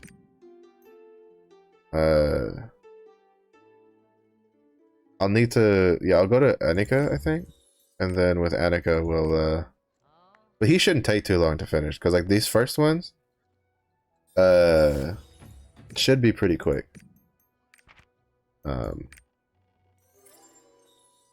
So, because different characters have different levels of rapport that they use, or that they require to, like, get trusted. So, we still have 2 songs and 1 emotes, but, that doesn't. The 2 songs are reserved for Sasha, who we're gonna go do now. We're gonna go do Sasha now, and then I'm gonna go look for the ghost chick in Anika, and then probably see what she needs, and then probably just get started on her. Because Yer only takes 1-1, so like 1 song, 1 emote. So, and I imagine the other 2 are also like that. Well, the other like 4. So the 2 in Udia and the 2 in Ramis are probably the same. They're probably like 1-1s. Except Neri. I think Neri is pretty is a 2-2. But basically, yeah, so I'm gonna do Artesian Ure, and then I'm gonna work on Anika to try to get the to get that rolling. Because once I get Sasha done, like I'll just leave Arthurtine alone for a while. I mean, it's gonna suck. Like you still need to get a majority of those, right? Like it's still gonna take a while because you need. What do we say? We needed 8 for the skill potion, right? So we have 1, 2, 3, 4, 5 here. These are like easy. And then you need like 3 more. I guess you could do Rohendel, like the one that's a real pain in the ass I've heard is this one. This one takes a like is the food takes a long time to do. And then I need to go and then I have a Xena started. I think I have her friendly? No. Amicable? Friendly. No, amicable. Because I was doing her for charisma potion. Because Rohendel is 3. And then Yorn also has 3 rapports, but I think they're pretty hefty on the rapport side of things, so that'll slow me down. But I do need to start working on Ignia tokens just to... eventually, I'd like to get all 14 so I can get the mount. Like, that is kind of like my goal, is to... Like, I'd like the horse. I'm a sucker for mounts, to be honest. So, my long-term goal is to get 4 to get 14 to get the mount. So that way,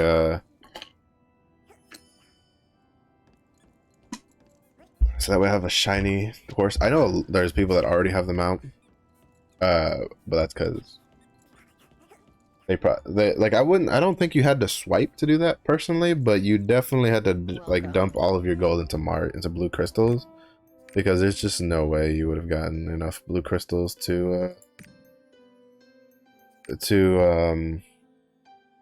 or there's just no way you would have got enough report items to get all those NPCs reports to trust it so quickly.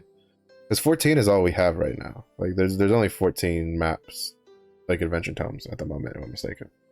So you literally had to get 100% on all of your adventure tomes to get the horse for our version. Also, since I'm here, I think I should have enough of the purples left to just push her forward. What do we have? Yep, we have just enough.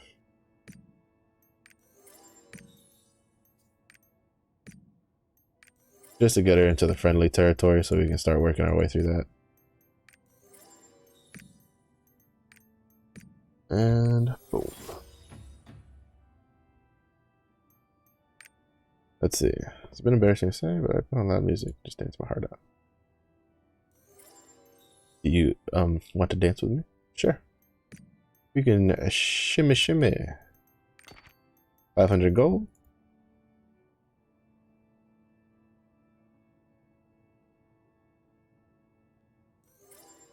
I haven't made any progress with my verdant tier proposal. Oh my goodness. Revelry Road. Well.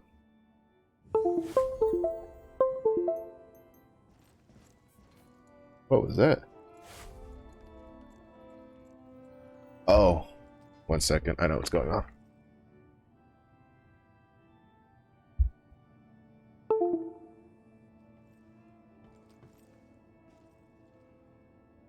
Sorry about that. My headset, the dongle for my headset sometimes like freaks out and kind of throws my my computer for a loop and starts making it. And well, it throws the Corsair suite for a loop for a little bit every once in a while when I don't use it for too long. And I'd plugged it in to listen to some stuff. I was listening to the Stoops podcast yesterday actually, and he had the settings a bit low, and if I turned up the podcast anymore, like my desk mic would have started picking up the podcast, because I was watching it with some friends in Discord, and so I had to use my headset for a bit to like listen in. I could barely hear what was going on. It was a great podcast. If you haven't watched it, it's up on YouTube. Really, really good podcast to watch. I think, in my opinion, Stoops really shines when he's like doing his podcast stuff, because in all honesty, I generally can't watch his like regular stuff. I don't know, like he's not the kind of like uh persona that I would usually watch personally. But when he does the podcast, like he's such a good host, right? And he has really good interactions with the guys, with the people. Sorry about that. With the people he brings on, which is really cool to see. So uh I hope he does more of those. I hope he reaches out for some other ones. I know I know he's thinking about trying to get dad mods on the onto it and stuff like that. So it'll be pretty interesting to see. Where's the heart? Isn't it here? Where is? So this is Sarang. Where's the ghost chick? Isn't she? I'm pretty sure she's like here. Pretty sure she's like here, right? But yeah. So I'm looking forward to watching more Stoops podcast. Like it's really good. Like the stuff he does. So if you haven't watched it, I really do suggest watching it. There's a lot of good stuff on it. Oh no. I know. I'm getting this mixed up with the other one. I'm getting it mixed up with this one. So it's pretty good.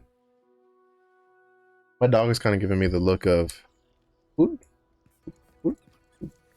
Oh, right, because I haven't done the quest on this. Oh, but I still have the report unlocked. Alright, so that's reached. Alright, so I think she might also be a 1-1. So she's a 1-1. She'll match up nicely with Artesian Ure. Because Artesian Ure, because that'll basically be that'll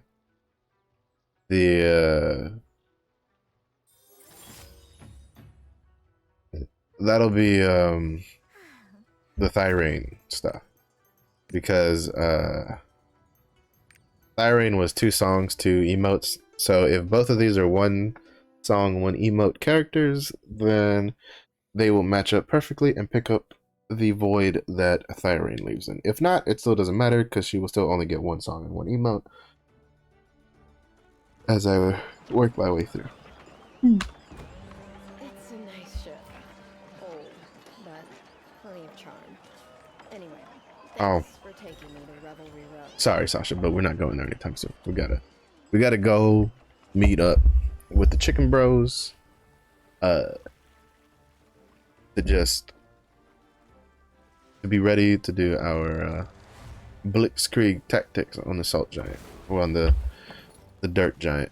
Yeah, all right, so I need to kind of finish planning out. So I think I need to I need to do this. Oh, so we're at here. I could get tier 7, but I need to get limit 1, first limit, which requires me to get another like 40,000 PV XP. I don't know if I have enough sanity for that, to be honest. Ever since I've kind of been able to stabilize my MMR at around 1200. Finally, I had some good matches. I think yesterday I did my 5 my weekly, like I did 5 no, I did 2 unranked matches and I did like 3 ranked matches. Like I did my 2 unranked matches for warm-ups, and then I did the 3 ranked matches. I was able to, I guess, like taking a break from it kind of helped my brain figure some stuff out. I was able to, I lost 1, but I won 2, and so I came out with a net positive. So we climbed a little bit. So we're slowly making our way up. Kind of trying to crawl out of bronze to get into silver. I'm still not a big fan of the MMR system we have, but I don't think any amount of complaining is going to change it. I think they're pretty committed to oh shit, we have something. Oh, never mind. Never mind. If you are on Volton and Mari, you're getting server compensation for instability issues. I thought that was like the regular announcement stuff. But I'm still hoping that we get like some form of new information today. Like just something. Oh, I think we. Oh, there's a teaser trailer for South Vern.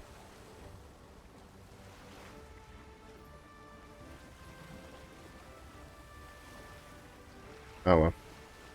I was hoping for like something we could like. They decided to release a trailer for a trailer. That's funny. So tomorrow we're getting a trailer for what I'm assuming is like. I'm assuming it'll show us everything we're getting on Wednesday. So hopefully, if they release the trailer before I stream, we'll watch it on stream. I'll play it on stream. See what it is. We'll play it. We'll talk about what we see. Again, I think story-wise, people are the story's probably gonna take a turn for the higher, in so I just want to get silver, so I at least get something. But I got plenty of time. We got like 6 months, so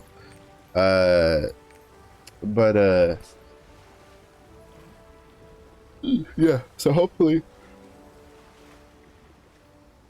hopefully they'll put up the trailer early tomorrow. Then we can watch it on stream. At the beginning, we'll watch it. Then we'll kind of like go through it. We'll see, I think it'll show more than just like the South Vern story stuff, because I think towards the end of the teaser it showed like Glaiver stuff.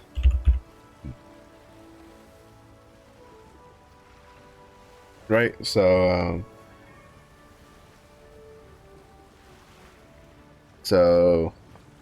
I think that they're gonna show us like maybe we'll see a bunch of stuff. Like we'll get like a glimpse of the story.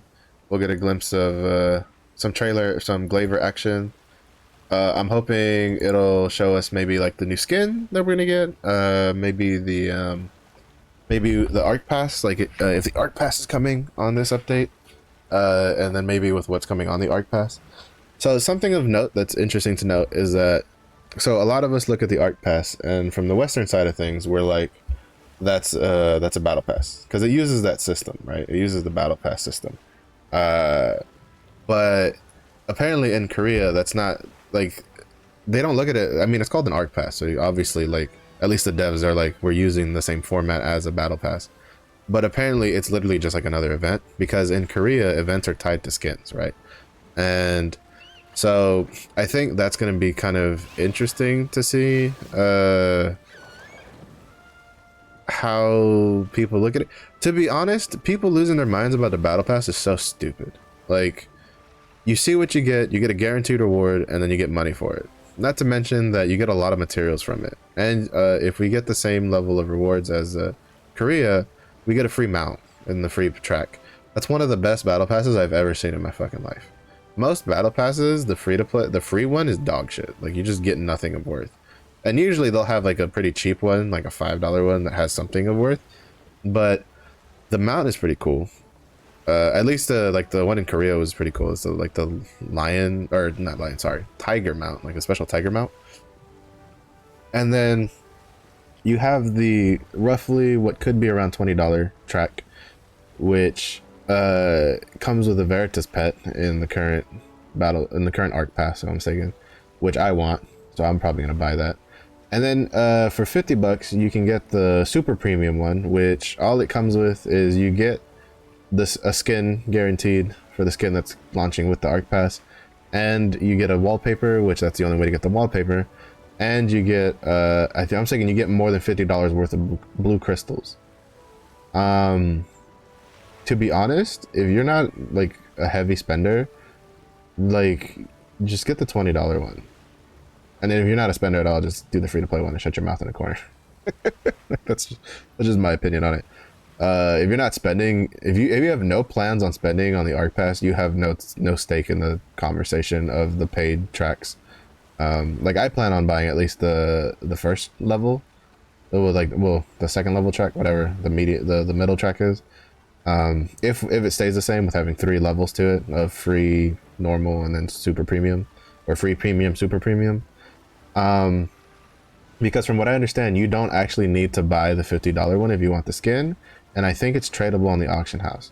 So you could just go with the premium track, the regular premium track, and then just buy the costume off the auction house or something like that. And the costumes are pretty varied. For instance, I think the current Arc Pass in Korea has kind of like a fancy, like slash gangster kind of like old timey gangster movie kind of like feel to it a bit. No, I think it's just fancy because it's got like top hats and shit. I think it's just fancy high class shit. So for me personally, it doesn't really matter. So I wouldn't buy the super premium one. But I've heard like there's been a version with like, you know, really cool like fantasy medieval armor style stuff, and I'm just like, I'm all about that. So I think the Arc Pass is a pretty good way to monetize the game. The materials will be nice because I'm thinking it gives a lot of materials. So it'll be interesting to see. So I'm hoping the trailer, which is supposed to be tomorrow, because we got a trailer for a trailer. I'm hoping it gives us some actual information on, right? Like I want the trailer on Tuesday, and I want it to tell me like the general gist of what's going on, right? Like show me South Vern, show me the Glaiver, show me the new skin, show me the like give a glimpse of the Arc Pass, you know, that kind of stuff. All that kind of stuff. And then on Wednesday with the patch notes, that's when I want the nitty gritties, right? Like what's coming in South Vern. Like we know we're not getting Chaos Dungeons, but are we getting the weekly dungeon? Are we getting, or you know, that kind of stuff? The Glaiver we already know about. We know she starts with a Fate and Power Pass 960, but you may as well like, you know, say it again in the patch notes because I've seen people like constantly being like, "What is it launching with the Power Pass?" I'm like, read the fucking roadmap. It says it on the roadmap. Like I don't know, just give me, just make it a real trailer. Like don't just make it like a South Vern trailer. Like it needs to have like South Vern, it needs to have Glaiver, which it does have. We can tell that from the teaser. But it also needs to show the new skin line that we're gonna get, and it needs to show we're getting an Arc Pass, that kind of stuff, and it needs to give a glimpse at if we're getting a new event with the Arc Pass kind of thing. So that's just that's my take on it. And then hopefully they step their game up with the trailers, because to be honest, the trailers that they did before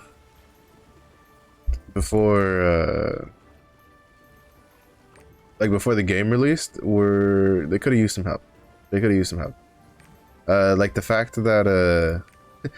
that we didn't know until the game launched and people were opening the Lawbringer packs that they had a weapon for every single like class, because that was just never mentioned anywhere or even shown for that matter. All they showed was like the female Northern Lawbringer set holding a gun. Like that's all they ever showed. Like I guess you could have used that and extrapolated from it that every class has a weapon attached to it, but then again, there was some other stuff that they never said outright that we as a community thought was pretty obvious that ended up kind of not happening. So hopefully this trailer, it's kind of like, it's a bit more complete. It shows, you know, shows more. It's cooler. The teaser looks, I mean, to be fair, the teaser for the trailer looks cooler than what anything they've done like for our version, for the Western version at least, because like the Korean version, their trailers are so good. Like the Omen trailer that went around before the Omen skins came out, like that was from like the Korean website. Like they really know how to do trailers over there. So I'm hoping that, you know, they kind of like gave them some advice when they came over and did their like meeting thing. Because if you think that they did the meeting thing only for the roadmap and they didn't talk about anything else, like, hey, this is how you kind of have to handle trailers, and then no, you don't get how those work. Like when they come over to have a meeting, it's meetings. Like they're talking about everything. Like, you know, they're like, this is a roadmap. Like this is the shit we need to do. We need to have this done. Blah blah blah. Like there's a lot more to it. So, I'm hoping. I feel like maybe they were like they kind of gave them some advice on how to handle their some trailers and stuff. You know, kind of like take it to the next level kind of thing. So I'm hoping for a spicy trailer on tomorrow. Again, we no guarantee. There's gonna be some Glaiver footage, and there's gonna be some something that would be really something that would be really crazy.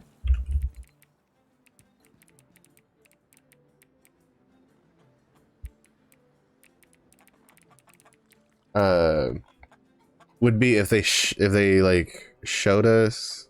So like for instance, they could do this little thing where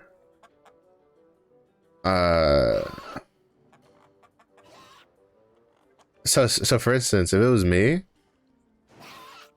I would in the trailer I would show the ability that got added, the counter in the PTR, and then I would show it and show if it countered or not, right?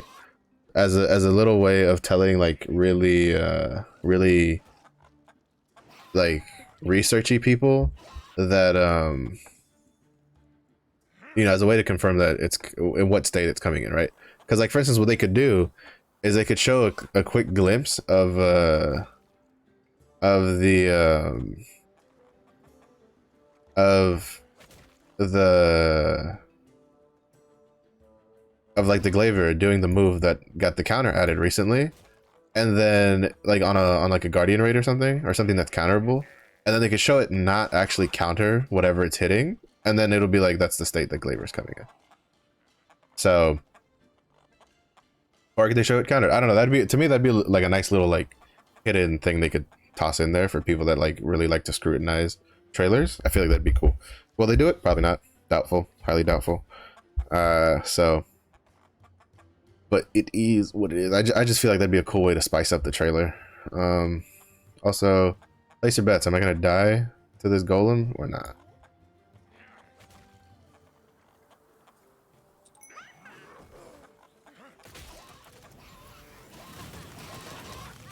Oh shit. Come on. I was just shy. I still got it. I didn't die in chicken form. That's all that matters. And now I spawn next to the exit like a champ. Even I don't know if like, I think I still need to go like pick shit up. I don't know if like the island soul gets given to you from the thing, or if you have to like loot his corpse.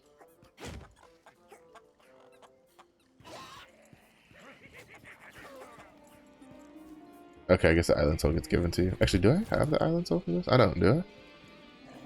No, you don't.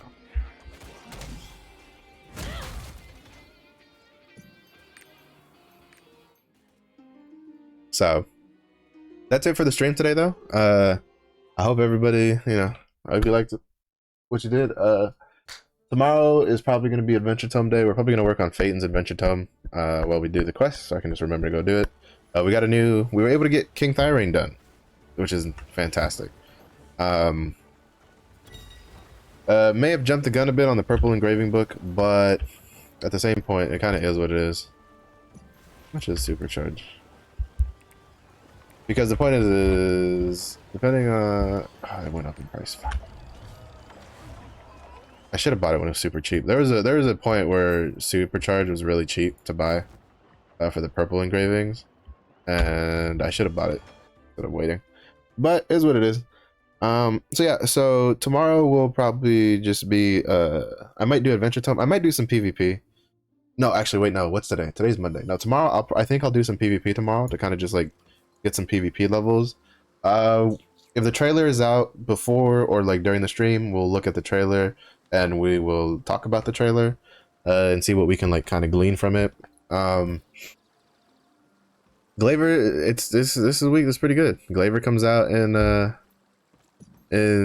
3 days, and we get South Vern in 3 days, and plus whatever other goodies they have planned. So it'll be pretty interesting to look forward to.